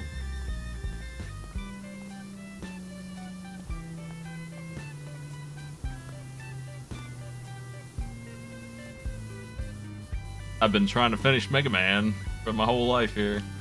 For like a month. Oh, yeah, the randomizer. How deep are you into that now? Because I know you've been, like, shooting to try and get, like, 4 to 5 games complete a night. Are you finally at least getting to the point where you're getting close to maybe having that kind of acceleration pickup? Or, like, are there still some games that are just so darn far behind? A lot of them are not getting very far at all. But most of the main core games are done. Or finishing. So, like, every time I've done a bet, it's been like, I bet I can get 4 games done tonight. And it's always like 3, and the last one refuses to pop up. Over and over again. I think the worst offender was Mega Man Soccer, where I tied Wily, and I was in the shootout. Yeah, that took like a whole stream, right? Like, it just never showed up. Yeah, like I remember that. An hour in, I had tied him, and I got 4, and he got 3, and I was just waiting for it to pop back up so it would say, you know, nice work, you won. But it just didn't happen, so I had to vote no. We didn't get 4 cleared. Yeah, for all y'all in my chat who maybe are not familiar with the Smite brand, first of all, get on it. What are you doing? And second of all, Smite's been doing a Mega Man damage shuffler, and he's done a couple versions of it, a couple of revisions at this point. But basically the idea is Smite is playing... How many are you on now? What's the list at? Like 27? There's 45 on that one. 45 on the new one. Okay, 45 different Mega Man games, including things like Mega Man Battle Network. Is Rockman and Bass in there? Yeah, both of them. The Wonder Swan version. Like Mega Man 0, 1 through 3, Mega Man X 1 through 6, and yeah, like Mega Man Original, what, like 1 to 8? Yep, we got those. We got the Game Boy. I think I'm not gonna do all 45 again after this. I'll probably stick to. I mean, it's fun to do, but I like the originals. They're good, so I'll do 1 through 8 and X1 through X5, and maybe the Game Boy games at once. I'll do that's a fun run. It takes like 20 hours, well, but. So now to explain what it is. Now that we've told you all the games that are involved, the idea is pretty straightforward, and it is whenever Smite plays all these games. And whenever he takes damage, any damage whatsoever, sometimes just going into a cutscene accidentally counts as damage, it will shuffle him to another Mega Man game at random. It will save his place right when he takes damage, and it'll shuffle him to another game, so he has to immediately pick up. So, like, he'll be playing Mega Man 4 and be in the middle of the last boss fight, and he'll get clipped by a single shot, and then it's Mega Man X6 time, and then he's got to start doing Mega Man X6 stuff.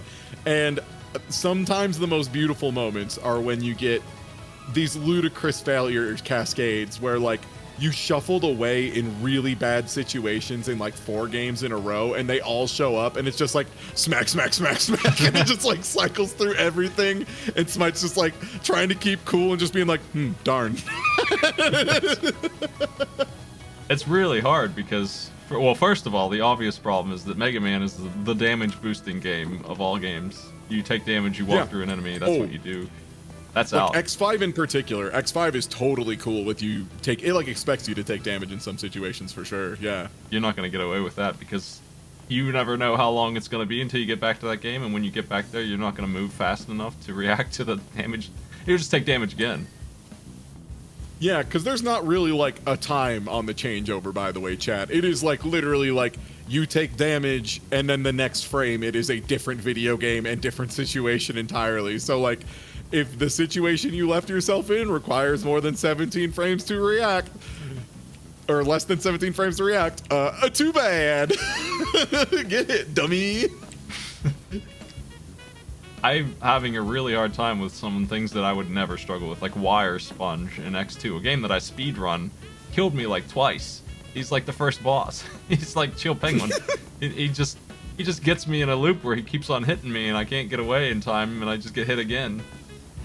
And I end up dying to him. It's terrible. And that's, not to mention the confusion of actually doing 45 games at once. And like some of those are like ROM hacks too. Like there's like some fan hacks in there. There's a couple. And those are like mean as fuck. Yeah, they're so mean. Those are the ones that are still in like stage 1. Some of the Zero games are like that too. Honestly, they're super bad. I'm working on those, but I haven't played those enough. If you want to have a good time playing through the Mega Man Zero games, the remasters they put out recently are actually kind of nice. They added in some save points and stuff, so like you don't have to do a whole level over if you like make a single mistake in the last 10 seconds, like that kind of shit. Do you know about Zero One's mechanics? Because I couldn't believe them. Do you mean the Cyber Elf shit? No, the life counter. Did you? It has 3 lives. That's it. And then you have to do the whole level over? No, the whole game. That's it. 3 lives, no lives up, no 1-ups. 3 lives, that's it. And no password, there's nothing. You're starting over, friends. That's what 0-1 is for some reason. So we hacked that. I remember that. That's wild. Yeah, that's incredibly. That's worse than Mega Man 1. That's like the worst thing ever. Yeah. And so we hacked that game to not do that, so I can actually finish it. What an incredible decision. Man, if you want to talk about some wild decisions, like the Game Boy Advance library, as much as I love the Game Boy Advance to death, it has a lot of my favorite games of all time, like Advance Wars 2, for example. The Game Boy Advance into like the early DS generation has some of the most egregiously, intentionally time-wasting choices I've ever witnessed.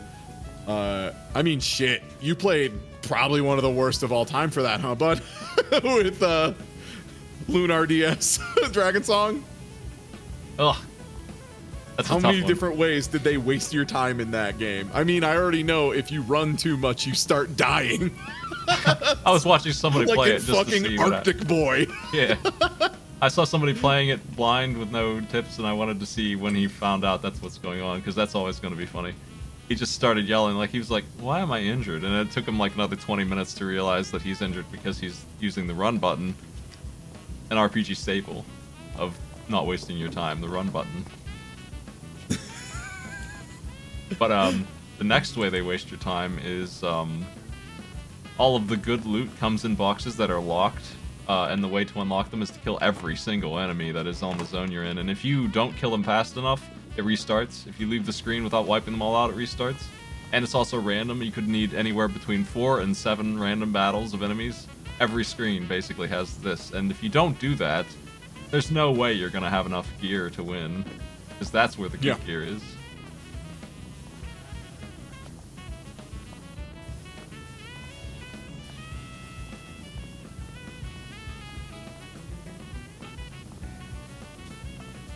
I guess the third way they waste your time is that only one character out of the 5 you get can do any damage at all, ever, for the rest of the game.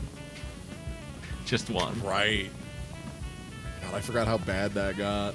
He hits like 5 times harder than your second best. I think my favorite, as far as like an example that's very easy for people to like parse of like, wait, what? That what? Seriously, what? Is one of the Unlimited Saga campaigns, because of course it's Unlimited Saga. What else would I be talking about? I'm talking about the worst RPGs of all time. Unlimited Saga is #1 on my list, baby. There's one of the campaigns where the character is like cursed and has a cursed gauntlet that is stuck on his arm, and every 20 minutes of real time, not of RPG time, of real time, not of outside of real time, it will rip you into a 1v1 boss fight that takes a solid 5 minutes. It is unbelievable. And also, the more you do it, the harder it gets, so it wastes your time more and more. And then when you finally uncurse him, he still sucks. Oh, holy shit, Unlimited Saga is so funny.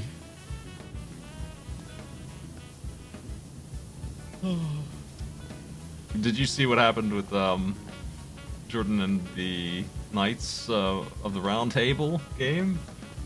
I heard apparently he got to like the last boss and like died one hit, or no, like killed the last boss, and then the game screwed up and like hard locked, and he had to beat the last boss again. Yeah, that happened. But before that, he was working on it for like days and couldn't figure out what to do, and asked me for help, and I'm like, well, and we found out that he picked up an item out of order, so it soft locked the whole game, and he had to load a different save that wasn't his. Because the item just didn't appear anymore. Like, it's a permanent bug. It's not gonna work. There's no way you can complete it. Cool. The Curse 50 rocks. That's like a really good result of the Curse 50, is like just being like, I need help from someone else. This is not completable by me, an adult, which is great because it really justifies anyone who had that as a kid and was like, this game seems impossible. Which was like part of it for me with Unlimited Saga, is I was like, I remember this being the most confusing RPG I've ever touched in my time on this earth. Someone else parse this.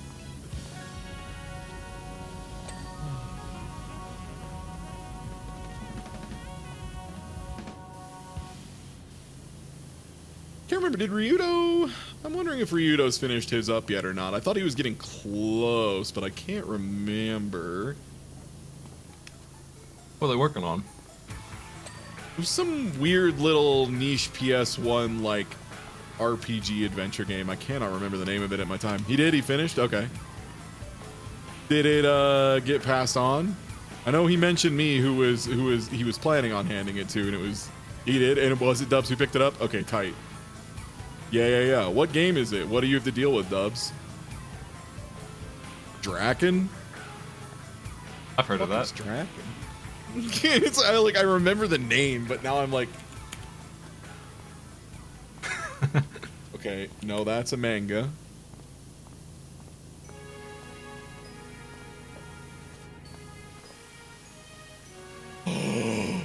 Oh man, it's this game! Oh my god! Okay, yeah, I'm gonna have to watch some of that. Oh fuck. It's like one of those real old school ass SNES RPGs, like in the Might and Magic style, where you have like portraits of your dudes kind of at all times, or like you got a squad. People like appear in front of you, like that kind of format, as opposed to like a traditional RPG format. Yeah, I've seen this game. Heck, yeah. Wouldn't want to play this for more than 20 minutes. No thank you. Yeah, that's pretty far in the no thank you pile. The manual was translated from French to Japanese to English. Kick ass.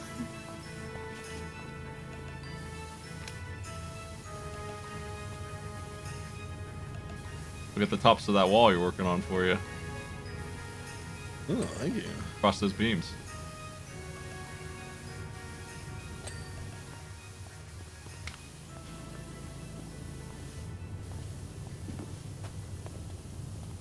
I'm zoning.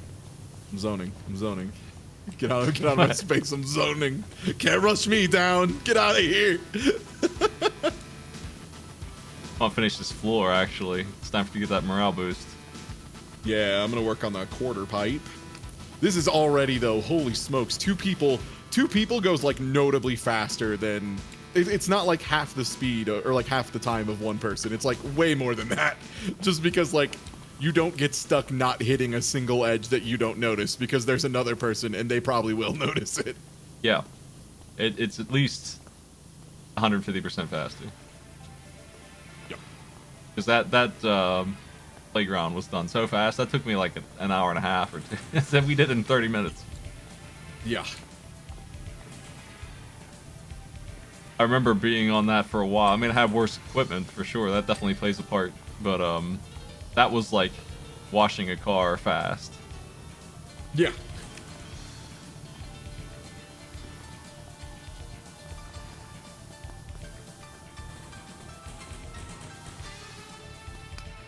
Yeah, that would be, yeah, again, in the extreme, the European extreme version of Power Wash Simulator, where in the co-op, if you shoot each other, you permanently kill each other.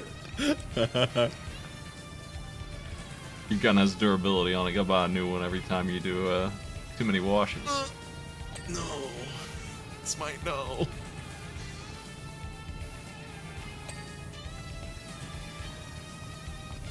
For what it's worth, I bet a power washer is one of those pieces of equipment that's really built to last outside of like maybe you need to like change the compressor now and again because compressors just tend to burn out eventually.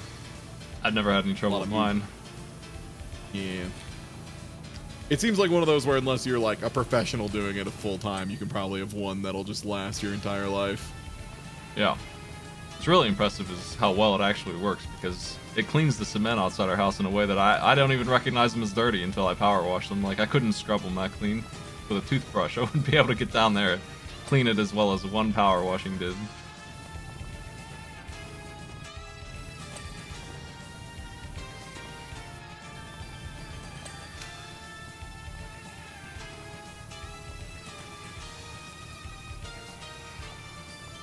I just thought that was the color of the stones. That's how dirty it was.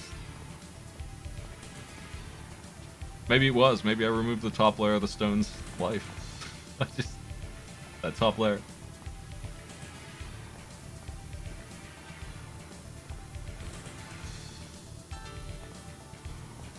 This corner ramp is not the floor. What am I doing?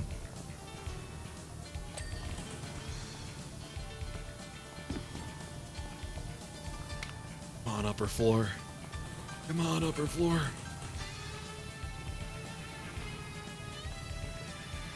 Or is there more over here? Is this also upper floor? Yes. Another ding.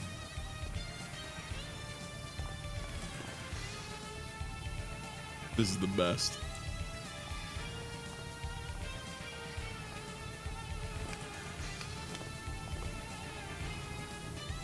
Oh yeah, I mean, I'm sure people make some crap power washers.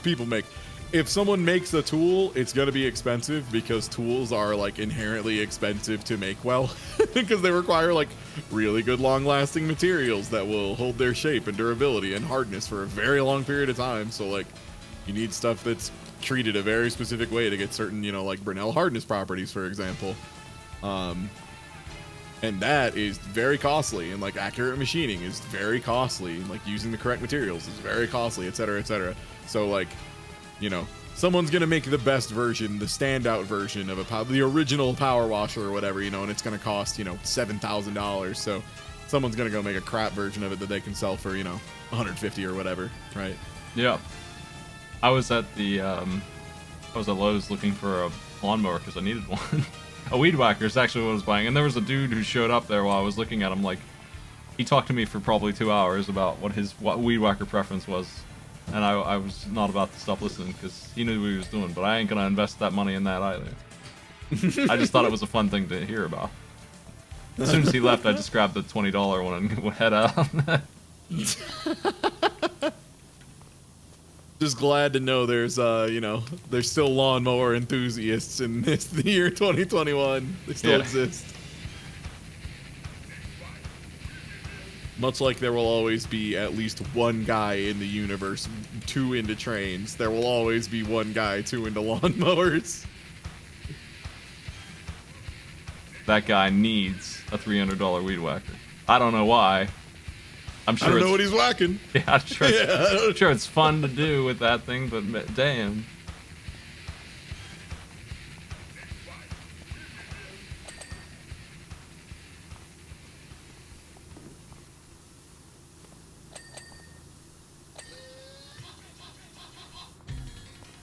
I think my favorite of those experience I had was when I was renting a fogger to do like a anti-mold treatment to a basement place I was currently living in that had not received the best care in the past. And yeah, was just trying to rent this thing for one day because like I don't need to own this. Like a thing that fogs an entire house up with chemical. I'm not gonna need to use that a lot, man. And he's just like, yeah, well, you could consider picking one up. You know, long term it's gonna be that, and just like start talking about specifications. And I'm like, nah, man, I'm definitely just renting it. Like, I'm just giving you $30 and using it today, and then bringing it back. I'm not gonna pay $1,000 for a fogger. Hey, dog, thanks for this. Welcome everybody to the Power Washing Squad stream with me, TieTuesday. Hello. The link for both of us is up there if you wanted to check them out. So you get that double Or there's vision. like probably a squad stream button somewhere. I can't remember where they moved it on the interface. Yeah, it's actually really nice. Twitch.tv/smite/squad, I think will bring you there too. Yeah, that's it. It's kind of like that old Twitch doubler viewer. They did a good job with this. That's pretty solid. I haven't seen that before. That must be pretty new. Yeah, well, the reason you didn't see it much is because it was and still is partners only, which is really inconvenient. I wish instead it was, if they were going to feel the need to restrict it, it would be really nice if it was just one person needed to be a partner. That would be super cool for when I want to hang out with my friends who are not partners yet because this isn't their job. Yeah. Because they do other shit. Yeah. Partners is still a high barrier. It is a very high barrier. Yeah. I feel like they've lightened up on it, but it's still definitely a career level of commitment. Yeah. Or like you have to already have had a career somewhere else on the internet with the notoriety to quickly get you up there. You know, like you're a YouTube celebrity and you can become a partner in 10 seconds because you go, I will bring 5,000 people to your platform every day by virtue of I am the 10 million view man on YouTube. Watermelon clean. What do we got left? This staircase? This rail. Somewhere. I'm looking over in the other room.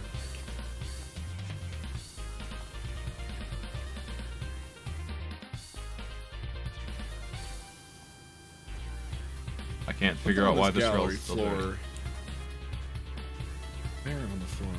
Oh, you know what? It's probably under the ladder that I haven't moved at all. Yep, that would do it. That would leave a big old spot. That would leave a big old spot right where that ladder was. Hey, All right, there we go. This wall over here is not done. This one. I'm trying to figure out why this rail's not beeping. Oh, the wall is because it needs to get on top. So let me grab a ladder. Let me grab a ladder. There we go. Beep beep ladder coming through. Oh, you probably need to take off your extra long nozzle if you're gonna get under that thing. I think I found the spot. There it goes. Oh, we got I am still terrible at ladders. more data. Feel free to take the ladder if you have other things you need to work on. Look at this wall to pop. 6 walls. Damn. It's probably the tops of most of them, to be frank. Yeah. Yeah, like there's this little like nugget that's like technically its own wall. Yeah. That little nugget that's technically its own wall. Okay, we're down to 2 walls. Happy birthday. Merry Christmas, actually. Woo! Bro! Alright, there's this railing. Nice! Dang, dude, we're godlike. We're ridiculous at this. Watch Oh, the champion. soccer ball's rolling during the time zone that rules.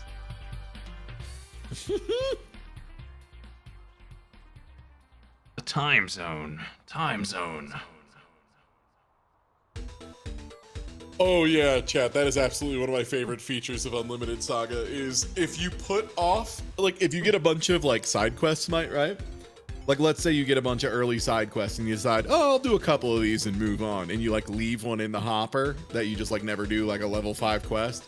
And then at the end of the game when you're like level 90 or whatever, you're like, oh, you know what, I'll go clean up that quest real quick. That's a horrible idea. That is the worst idea. You could ruin your entire build by doing that. Oh. Because at the end, you get offered like new little like nodes, which are kind of like what decide your abilities are. Like, you know, like level 3 in swords or whatever, you know? So like you get handed some new stuff to equip to your characters. But it's not optional. So if you do an early one at the end of the game, when all your slots are filled with like super good shit, they're going to hand you a handful of trash and go, you have to take one. You have to take one before you go. Oh my. Yup. I was gonna say Lunar DS had the mail system as the primary thing that sounded like that's what you were gonna be doing the whole game, and it wasn't at all. But if you were to do it, you would find out that the random quests don't have any kind of pacing on them at all. Like you can get end game quests that you can't possibly do right from the start. And usually you don't. Usually you get a bunch of... And it's all based on random drops, so you never can do any of those, really. Nice. You can try. You get some money for it if you really just... If you can figure out what drops which is very hard to do. You can go get the grinding items that you need. But I found out that some of the quests just want stuff from the store, so half of the game for me ended up being running back and forth between stores and reselling stuff. Holy shit, what do we call 8 things in 1 second? Yeah, I don't know, man. That's just the TOD. That's just you TOD. Touch of dirt. You just touched all that dirt. Avatar of Filth has arrived. Hit the front of the truck with my super blaster. It was done instantly.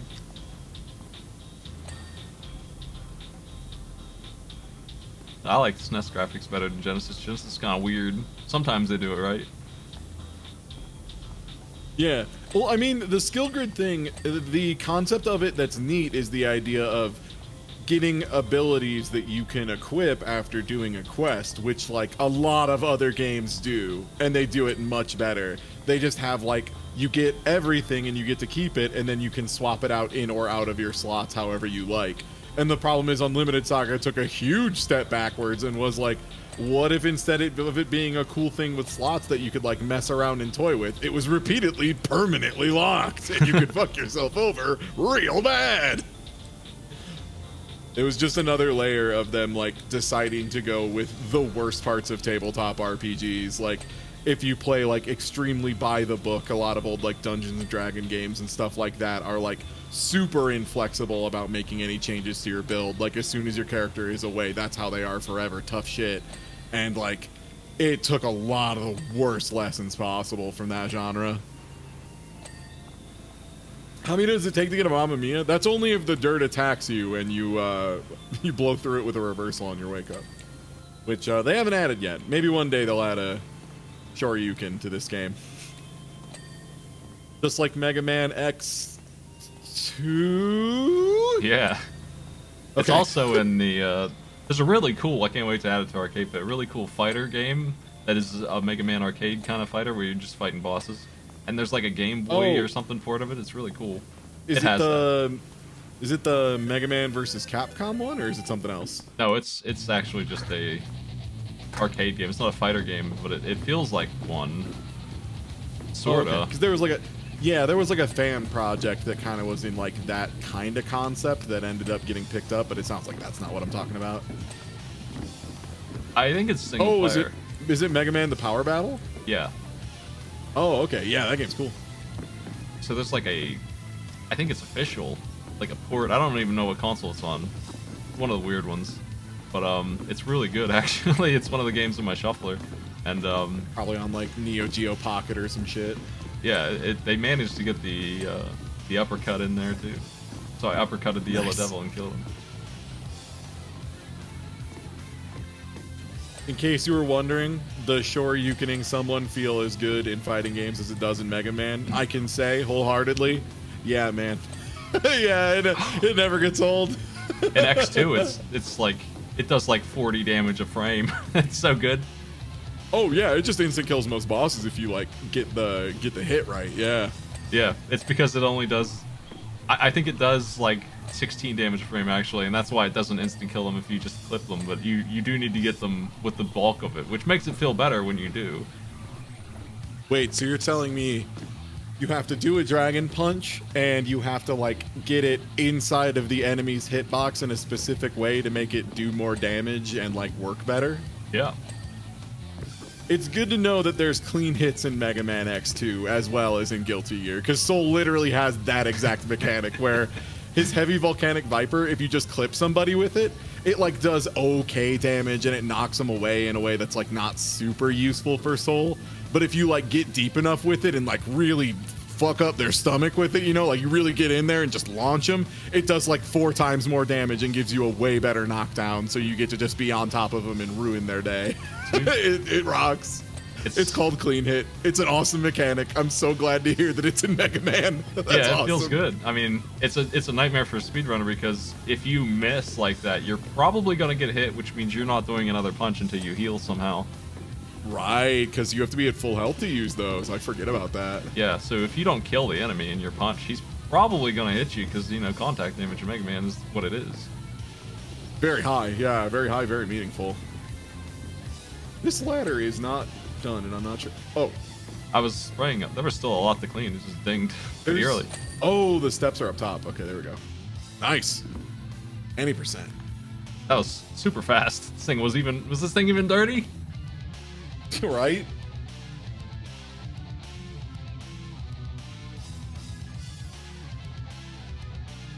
Damn.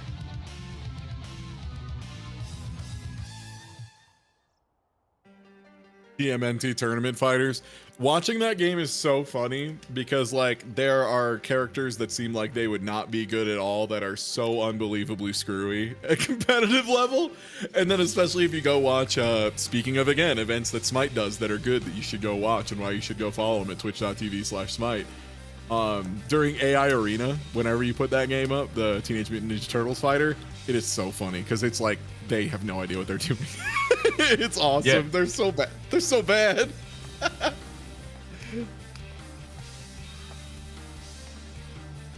Oh shit.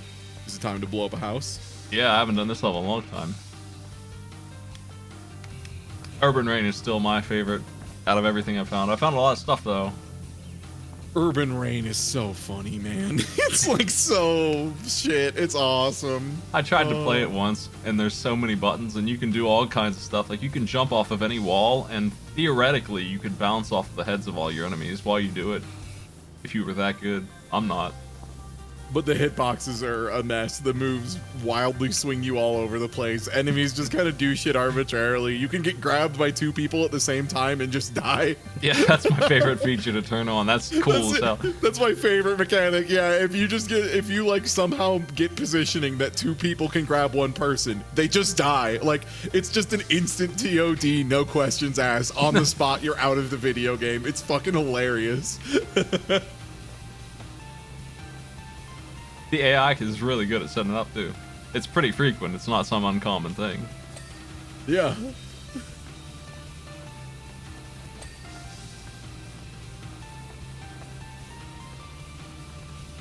And it's got Tekken gameplay style, because Tekken characters are in it.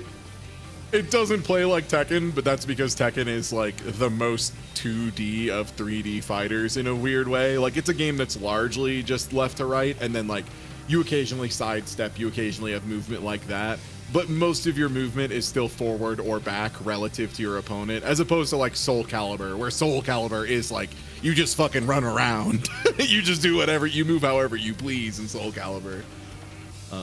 Which is neat, but also, you know, kind of intimidating. Well, not vertical for dodging. If you jump in Tekken, you get fucked. It's depth. Yeah, you just like step into the background. Not quite vertical. It's the other axis. If you go vertical, you're asking to die in Tekken. Jumping is usually asking to die in most fighting games, but in Tekken, they will turbo explode you.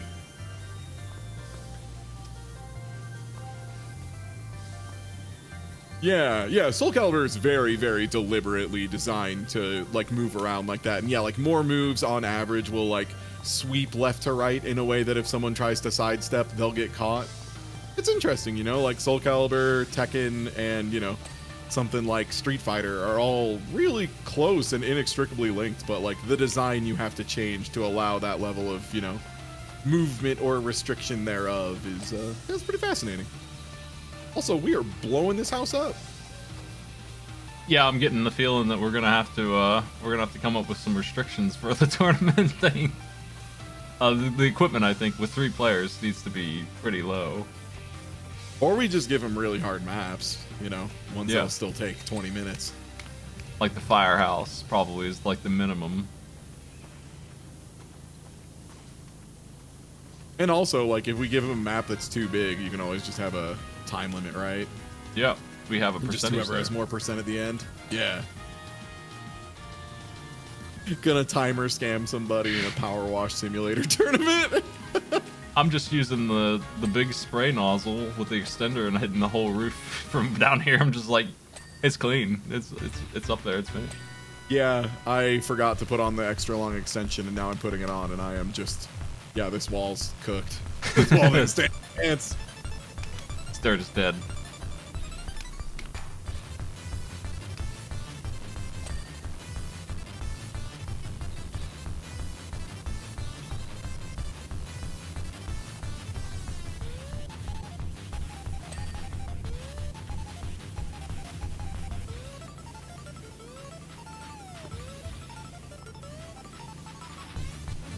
No, that Mega Man Power Battle game, all the enemies have like 10 different moves, and they're all dodgeable realistically, so it plays a lot better than, well, honestly, any of the Mega Mans normally do in their boss fights. Like, they're usually pretty simple. Yeah. It feels like you're fighting like a Castlevania, Metroidvania kind of boss every time. Nice. Look, complexity in boss battles and a lot of good boss battles is one of the best ways to sell me on a video game, like, unquestionably. I think that's basically the whole reason I love Alien Soldier is because it's just a million cool boss fights in a row that all feel really good, and then the game ends, and then you're like, oh damn, that was tight. Dude, I remember this effing inside moldy ass roof taking me like a trillion years, and I just looked at it and it's green. We have a lot of power.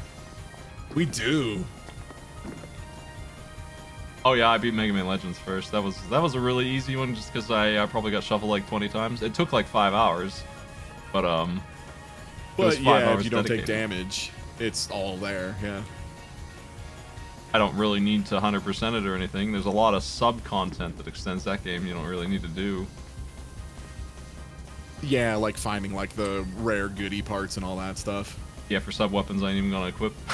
Just whatever. That's what most of the game is, I'd say, is digging around for that stuff. There's also some kind of adventure game that I took off because it was didn't fit at all. Like I put soccer in there, so you know I'm flexible on what fits. You're willing to work with some weirdness, but they managed to make soccer look too in place. It was like an adventure game with trivia and stuff, and it was in Japanese only, at least the version I had, and it was full of cutscenes. Oh yeah, I think I saw that one.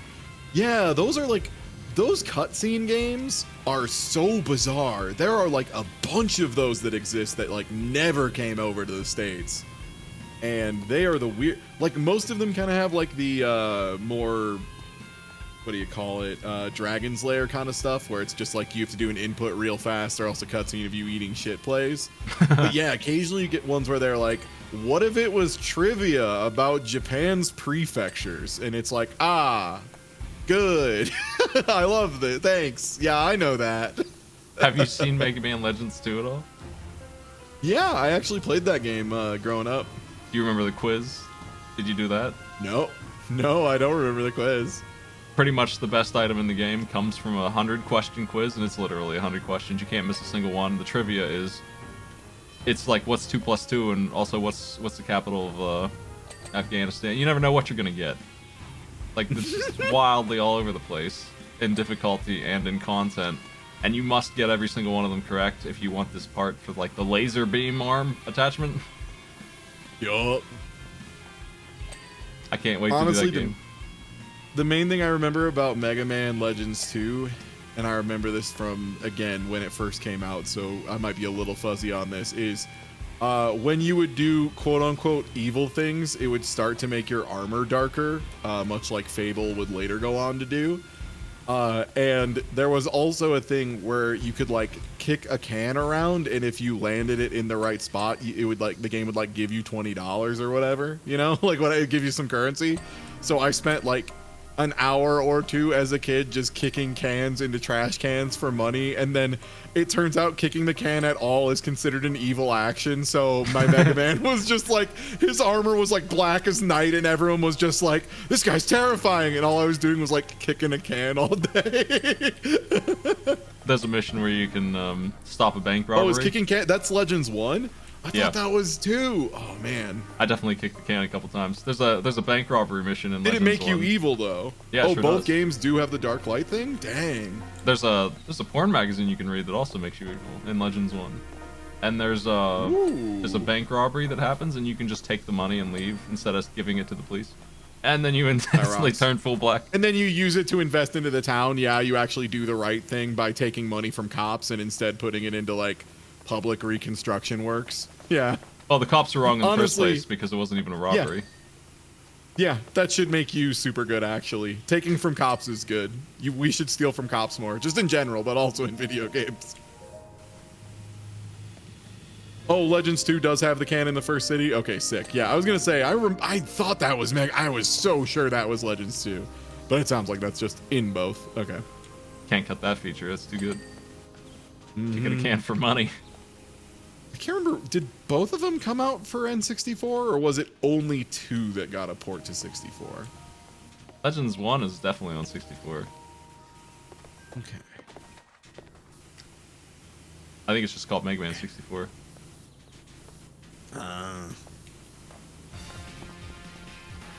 It was one. Only one got ported to 64. Okay, 2 was PlayStation only.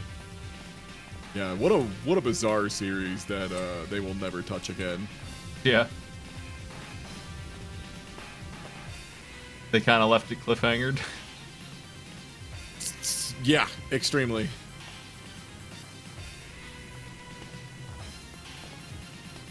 I don't remember much about Legends 2's plot, but it was pretty out there.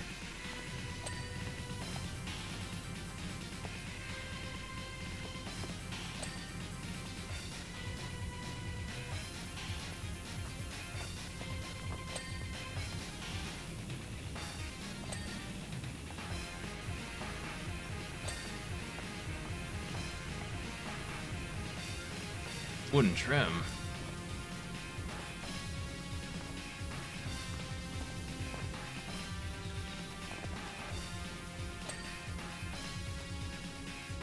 Look at the ladder. Is it out front?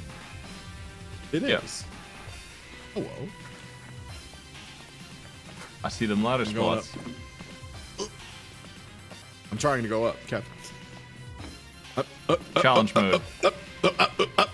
Okay, I'm up there. Took a lot of vibrating, but I'm up there. All right, time to take off my long nozzle. I'll never do it. I'm doing it. I'm taking it off and I'm stubbing it up. I'm gonna work around not being able to duck and shoot.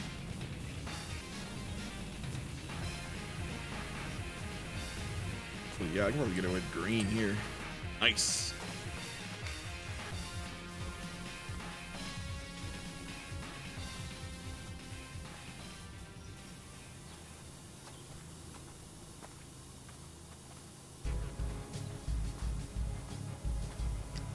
Dang, I almost wonder how much is left that isn't roof at this point.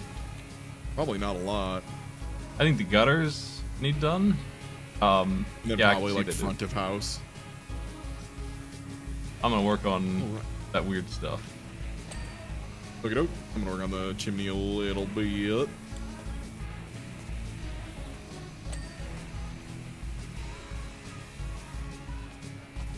Roof a little bit.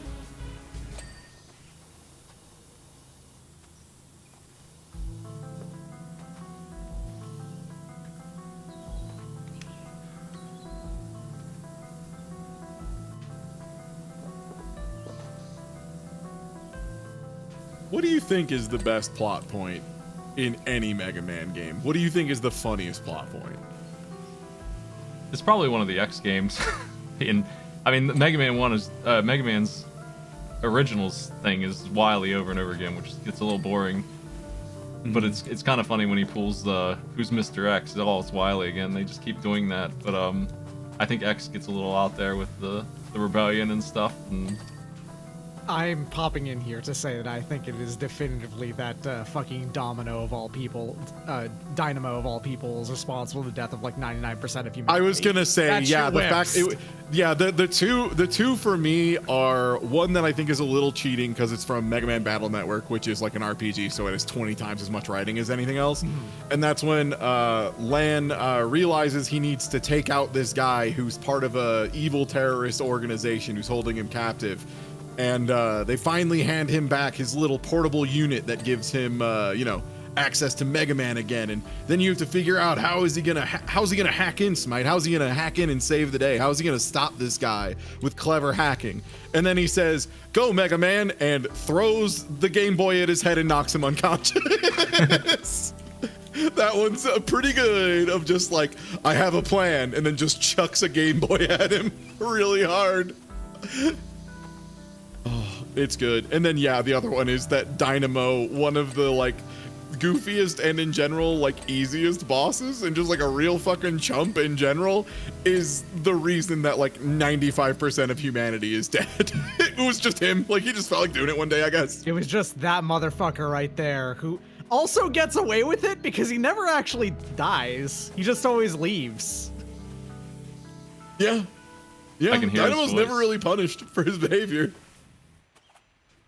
he's got one of those It's- funny guy voices too. Yeah, he does. It Ah. is such nonsense. It rules. X is so dumb. I love how dumb the X series is. It's trying to be a commentary on police brutality, but for kids. And it's very bad Yeah. at it. It's very bad at it's very, very bad at it, but in the funniest way possible. Capcom, make a Mega Man X9. I don't give a shit. Just do it. I just fuck it up. Fuck me up. That's what I want. Just ruin it. Just make it as bad as possible. I'm here for it. I'm fine with that. Make it Mega Man Legends style. Go all in. Give them Legends 3 and X9 at the same time. I mean, they did the Mega Man X RPG once, and okay, It's Doc. okay. Now that you're farther out from me, yeah. How do you feel about Command Mission overall? I think the biggest problem with it, honestly, is when I get down to it, it's battles take a little bit long because they have you do some mini games for things, but most of the mini games are fine. But overall, that game is surprisingly good, and it's I'd play it again and I wouldn't hate it. That kind of thing. Like that's probably one of the better compliments I could give a Mega Man game. For like a given that I random can't RPG spin-off too? Yeah, for sure. Yeah, that. Oh, Merry Christmas. It is solidly okay. It's not like one of the best RPGs ever made or nothing at all. Oh, no, It's of just course not. okay. Yeah. Hey, functional for a tie-in RPG? That's good enough for me. Functional for a tie-in RPG that they made literally just because they had done a lot of work in creating an engine for a single game and they wanted to get at least some other return off of it. Which wooden trims are done? These ones up here. Fucking wooden. What the Ah, well, fuck? that one wasn't the only one. What the fuck? I think I got all the ones around the outside. I might have missed one. Well, there is always the... Oh, yeah, okay. This one. I'm There's looking one for of the Rebellious Gutter. The one definite thing I can say, though, about Command Mission and the problems involved with its minigames is that I'm pretty sure it's responsible for actually destroying the left stick on my Wii U Pro controller. So it was responsible for why I needed to replace it. Because one of the minigames is you have to rotate a stick pretty fast. Video games don't Alright. do that anymore. Let's see if the light up thing works for you. I told it to light up the things that aren't done yet. I don't think I'm seeing it. Oh, nope, there's one. Okay. It's this gutter. Nah, it's not lit for me. That's Okay. a local Yeah. light. Good to know. Got a ladder. It's probably up top of that. Yeah, it's definitely pretty grimy.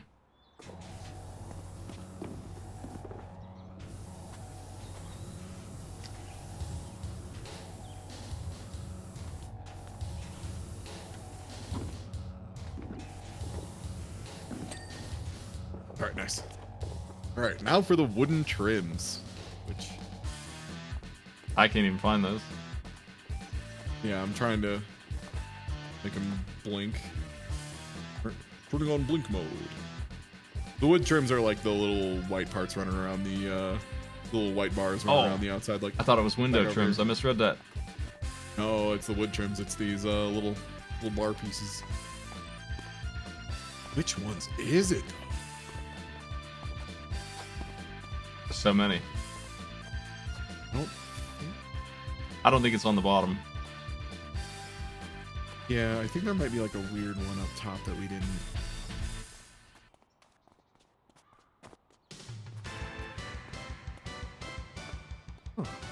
There's one. Right here. Oh, yup. I'll climb up there. I mean, I think we should. Yeah. Oh, it's probably the inside here. Oink. Oh shit! I got it. Nice. One more. All right, it's got to be something similar, right? That one trim's good. Thanks for the sub, Jibber. Yeah, I'm not seeing the other one.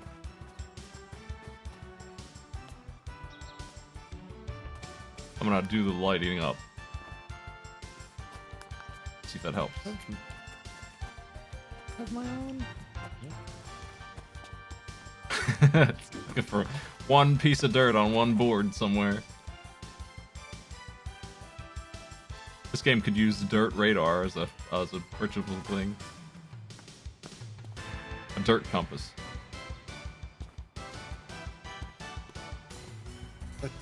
Yeah, I have the thing on. It should just be blinking, but I have not seen it even a little. Yeah, I'm not seeing it. Ain't seen hide nor hair of this fucking thing.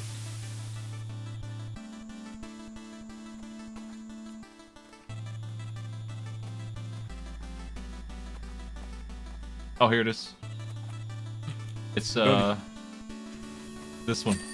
It's just the. Oh my god, there was tiny a single chicken. There's a single sliver I didn't catch. Fuck. Damn it. Sorry, that's my fault. It happens. All right, want to try and run one more? Yeah, I got time for one more. Which one you want to do? Oh, want to do like a big vehicle? Want to like try and blow up a jet? Okay. So we can do it. I remember the jet took a while. Mm-hmm. I don't even see that in here. Oh, it's in air. Okay, there it is. Oh, is there a new category for air vehicles? Yeah, and water. There's one boat and 2 air vehicles to clean.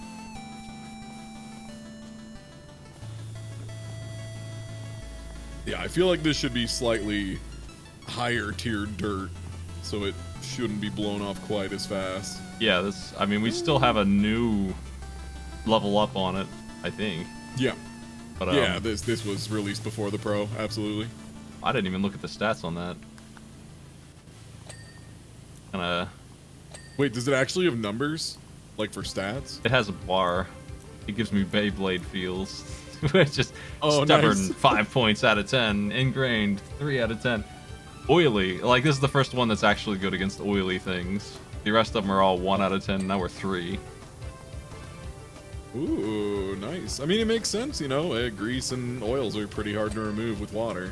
It is better across the entire board, which I think is interesting that they didn't have optional parts that are just better at some things than others. Well, that's what kind of what I'm hoping they maybe do with like extensions down the line. Like have some like specialized like metal extension that just like goes faster on metal but has issues with like universal or like multi-purpose or whatever. Yeah.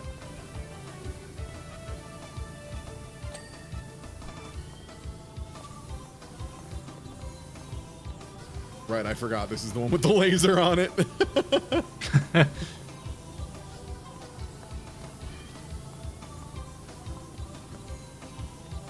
I'm I pretty think the sure thing I like.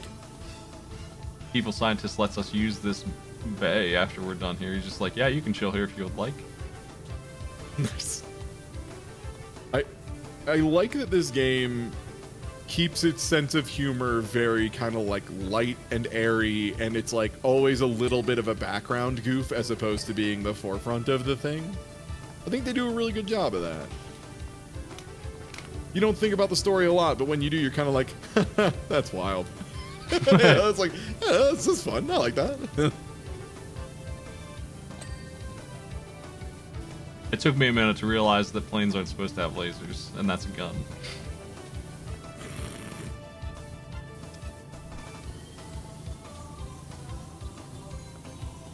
Because it just looks like it fits in there for a minute.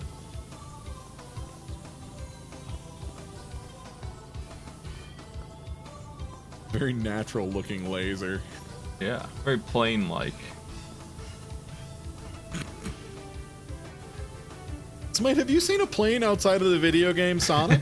Because, I mean, this is what an Eggman plane would look like.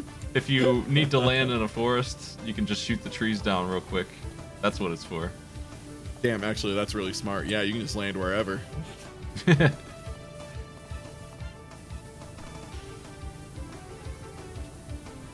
Just carve a hole in the earth to land your plane. Cool. Happy birthday. Thank you.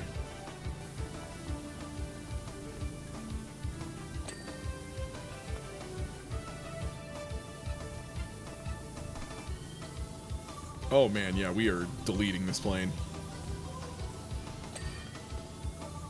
I mean, we'll see. This thing's full of tiny little one-off whizmabobs. Yeah, I'm putting on my localized extension here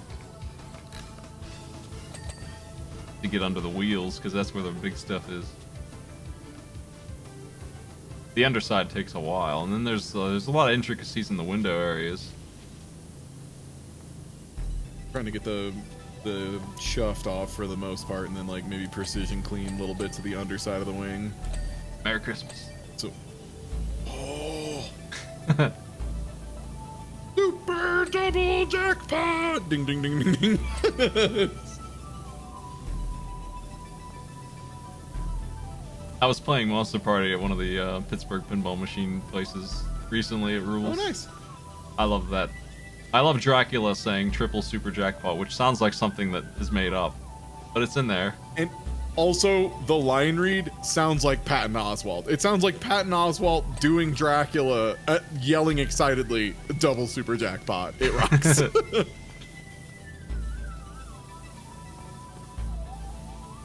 What is your favorite pinball machine? Is it still Medieval Madness, or do you have another one that has kind of crept up on you? That's pretty good. I do like Monster Bash a whole lot. That's definitely up there. Ooh. Like I saw that they had one Monster actually. Bash. Mars Attacks. What do you like about it? Oh, it's just one of those ones where you can get a ton of extra balls and get a billion points. That's always good. It's got a lot of noises.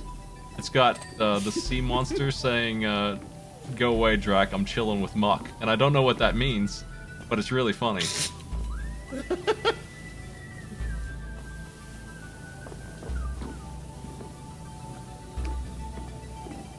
Like they go to get their drummer, and he doesn't. He'd rather be with the dirt. He doesn't want to associate with them at all.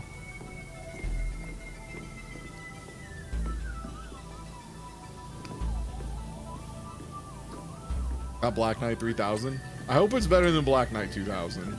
Black Knight 2000's problem is that it's cutting the playing field in half, and it just makes it really lousy because of that. To play. Yeah, it does the whole upper deck, lower deck thing, but like the upper deck feels like half of a pinball table, and the lower deck feels like maybe like a tenth of a pinball table. Like it's basically just the magnetron wheel, and that's fucking it, right? Like yeah. Black Knight 2000 is it's a game with a great aesthetic that I love to death. I will always love the music of Black Knight 2000, but every time I've played the pinball game Black Knight 2000, I've been like, man, this sucks. Yeah. This is not good pinball. I know how to play it, and it's basically just do loops on the top until you can't anymore, and then do loops on the bottom and try to get back up to do loops on the top. It's just got 2 loops. That's not very good. Like Monster Bash has like 6 rails and 4 loops and a whole bunch of other stuff to do. Just in terms of content comparison, they're both about the same price, and like that's why. That's why I like Monster Bash better. Oh, is 3000 like way more complicated? Good to know, good to know. It makes sense, you know, because like most of the pinball design people they have now are people who like that's their job, right? Like that's what they do. They design pinball tables, they do revisions. They have enough practice. They know it can kind of make a good ball flow. I don't know if Smite's actually played Demon's Tilt, but it's not like traditional pinball for what it's worth. It's like a weird variant because like tilt, you have a super fine tilt control, and it's super crucial to what you're doing. So it's a little weird. Yeah. The one that's like the 3-tiered table that's got like all the wild like ritual shots and stuff, where it like tries to get you to engage with every part of the table consistently at least once, and then you get to go into fucking sicko mode or wizard mode or whatever they call it. The one where there's like 25 balls on the table and everything becomes a jackpot. Yeah. I saw you playing that a little bit. That's the first time I've ever seen it. I love Demon's Tilt, man. That's my favorite video game pinball. It is extremely video game pinball, though. It is not one-to-one with real pinball by any means. It celebrates the fact that it's a video game pinball as opposed to, you know, being shy of it, which a lot of those are. I feel like another good one is the noir one. I can't remember the name of it. It's like Whodunit or something. Maybe. That one's really good because you can the mystery one. Yeah. I remember you playing that. You can bet every point you've earned on a 50-50 roulette shot, and you can lose 1 million points. That's my favorite feature in pinball ever. That's so stupid. That rocks. He's just like, yeah, put it all on red in his noir voice. And it's black. You lose everything. And you definitely get the pick too. Like it's up to you what you bet on. Not that it matters. It is a 50-50 whether you observe it or not. Yeah, exactly. You just have the capacity to feel good about it, I guess, since you chose it. Part of the wing mount is dirty. Is that? No. That game also has a pretty cool system where you're like chasing after a dude like Carmen Sandiego and gathering evidence over the table, which is really hard to do, but the concept is fun. I wish it wasn't so hard to do. You get like 10 seconds to go down specific lanes to actually catch the guy, and you have to like interrogate people and stuff before falsely accusing the wrong guy and losing points. Nice. Well, you inevitably do your detective work bad and have to apologize. Hey, sorry, he seemed pretty guilty. I think the punishment is just that you just don't get to go after the criminal as early for guessing wrong. Like if you get it right quickly, you can chase after them right away and get the big points. Man, watching people who are like legit good at pinball and like kind of older school arcade games is always a hoot. Ward BBH was visiting Colorado for some stuff along with Heidi Double Ray, and we hung out at like a couple arcades, and BBH just casually was like, "Oh shit, House of the Dead," and then I walked away for like 5 minutes to play pinball, and I walked back and he was at the end of the game and had not put another quarter in the machine. He just like had basically a perfect run, and at the end, after he finished the game on 1 credit, you know, that steal of playing the entire video game for 25 cents, then goes, dang, if you do a little better, it actually has an issue where the score will overlap, and even though you actually got, you know, like 1,100,000 points, it'll just say 100 points and you'll be top of the leaderboard. And I was like, what? He's like, yeah, I usually do that, so I'm a little rusty. It's like, man, like, man, I'm over here barely able to clear the first level. Was pretty fun afterwards, though, having him quote unquote guide me, which was mostly just BBH being like, okay, a guy's gonna pop up on the left. Okay, there's gonna be someone as a hostage. Don't shoot the hostage. Okay, great. Just like having like a flight instructor talking you through Walking Dead or House of the Dead. Weirdly a good time. It's actually really fun. 2-player House of the Dead kind of rocks. Strong recommend having a navigator when you play House of the Dead. Yeah, pinball machines have a lot of rules that people probably don't know about if you're not into pinball. If you just go up and play pinball tables once and you're just like not knowing what's going on, you might not realize just how many things there are that you could be doing that would get you more balls and stuff to play. Yeah. Medieval Madness is really generous. That's one of the reasons I like that one. Same. I really love Medieval Madness. You can get like, I think like 10 extra balls total if you do everything. And then you get to blow up the castle a whole bunch also. Yeah. That's one reason I really like Demon's Tilt 2, is if you play it like your first time, you might not like really get anything going, but you might see some text pop up and the game says, good job, and you go, wait, what did I do? And then you look at it and you're like, oh, that's what that means. Or like, there's always the thing on the right side of the screen being like, okay, here's the 3 objectives you could be doing to work your way towards sicko mode, you know, like that kind of thing. So it's good for people who aren't that into pinball and maybe haven't thought about like trying to quote unquote like do objectives in the sense that you're supposed to in a lot of pinball tables. Kind of open them up to the idea. Yeah, a lot of them are just, they're pretty simple usually. They're just like, go up this rail 10 times and we'll do something kind of things. Sometimes they're timed, but usually that's how you set them off initially. So you're actually should be focusing on doing the same thing over and over again for a while and seeing what happens if you don't know anything about the table. probably will work. Yeah, like priority 1 is staying alive and figuring out how to avoid, you know, getting really bad drains out of nowhere, you know, like that kind of shit. Learning where the danger is and how to avoid it, and then yeah, start concerning with objectives and whatnot. Yeah, God, have you played? Have you played the typing of the dead machine at Aki where it's Japanese? So it's like it's an English keyboard, but it's like you have to type like the you know, Anglicizations of Japanese words. So instead of like typing things that you recognize, you just get handed a word you've never seen before in your life and been like, type this quickly. And it's so fucking hard. It makes it so much harder when you're expecting to get a word like banana and it's like Ryuji and you're like, I don't know what that is.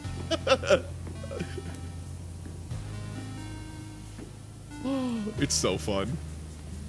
It's also a really good surprise because if you are like me, you had no idea it was Japanese until you already put your money in and sat down at it, and then you were like, oh god.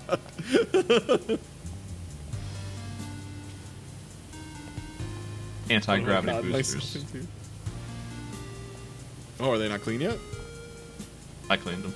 I was just saying the plane has them, but it makes sense because the plane should have those. Yeah, how else is it gonna fly? Yeah. It just pushes the earth away.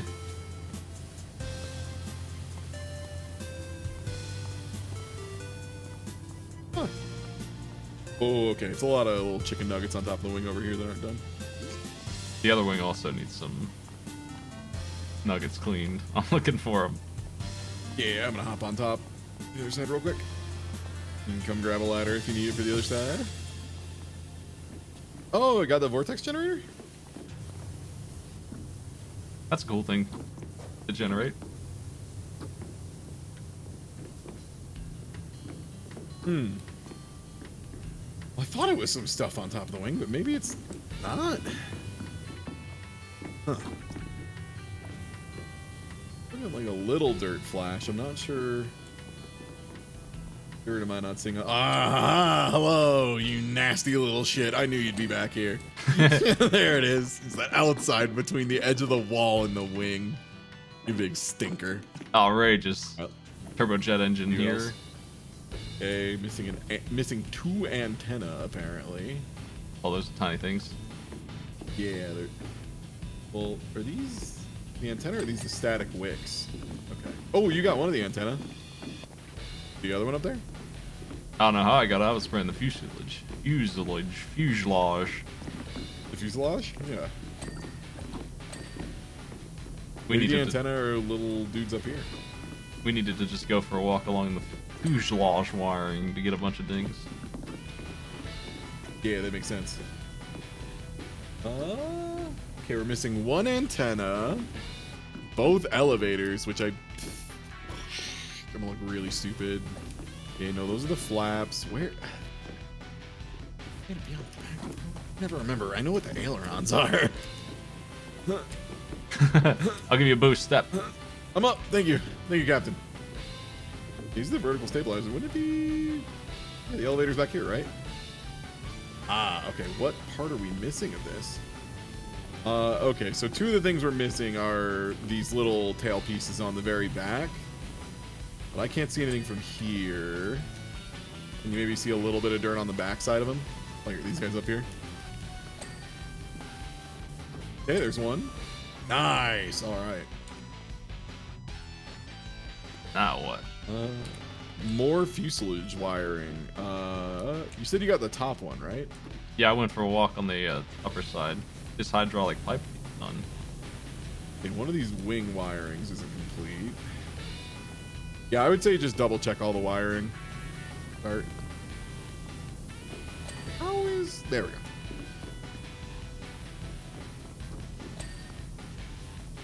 Wiring, fuselage wiring.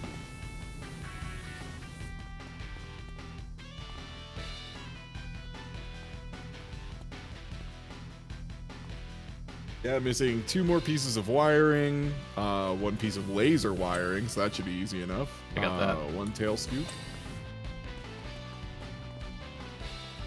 Tail scoop. Oh, I found a piece of This is mean. There's a piece of fuselage wiring that's red. It's red on red back here. That's messed up. Oh, I saw something Alright, somewhere here. Okay, yeah, missing one antenna, one tail scoop, and one vortex generator and one wing wiring. I found a tail scoop. What are the vortex generators? They cleaned one of them earlier. I'm not sure. Oops.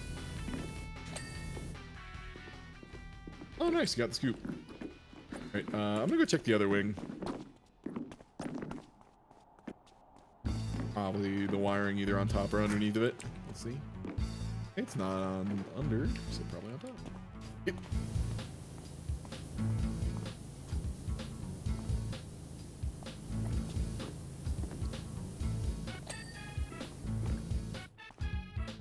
Vortex generators are the tiny little panels on the back of the wings. Oh. I found that one. Antenna, though. Oh, yeah, there's these little guys. Okay. Yeah, what antenna do we have left? Try and make it blink. The ones on the wings are called static wicks, so that's not them. Yeah, that was the issue I was having earlier. Is I was like, well, I thought that would be it, but it is not apparently.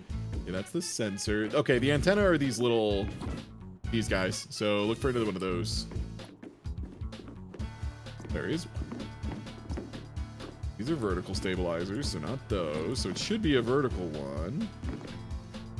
Like standing up straight, I mean. Yeah, I How don't many see of them are there? There's 3. So is there one on each wing? Oh, that's the wing. That's also the wing.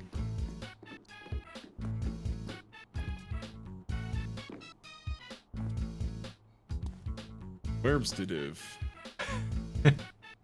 I ain't seen it. Is Impossible. it this little guy? Look at it. It's this. Damn. It's this little fucking nub. It's dirty. This little nub. Covered in film. Sick. Oh, man. So, I think it's going to be it for me. Were your plans to keep streaming, or are you done for today? I'm heading out. Okay, sick. Do you want to double raid somebody? Because I'm probably going to grab some food and come back and play some gear later. Yeah. All right.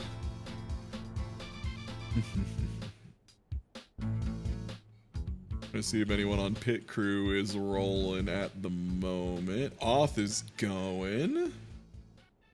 And Off and Loon. You wanna? Oh, Off is playing battle mode with Minimat. That thing I was talking about earlier. How like we tricked off the place into doing a tournament. I'm gonna host over to Off. Say hello to Matt for me. I'll catch y'all later. Take it easy. Have a good night, everybody. See you later, everybody.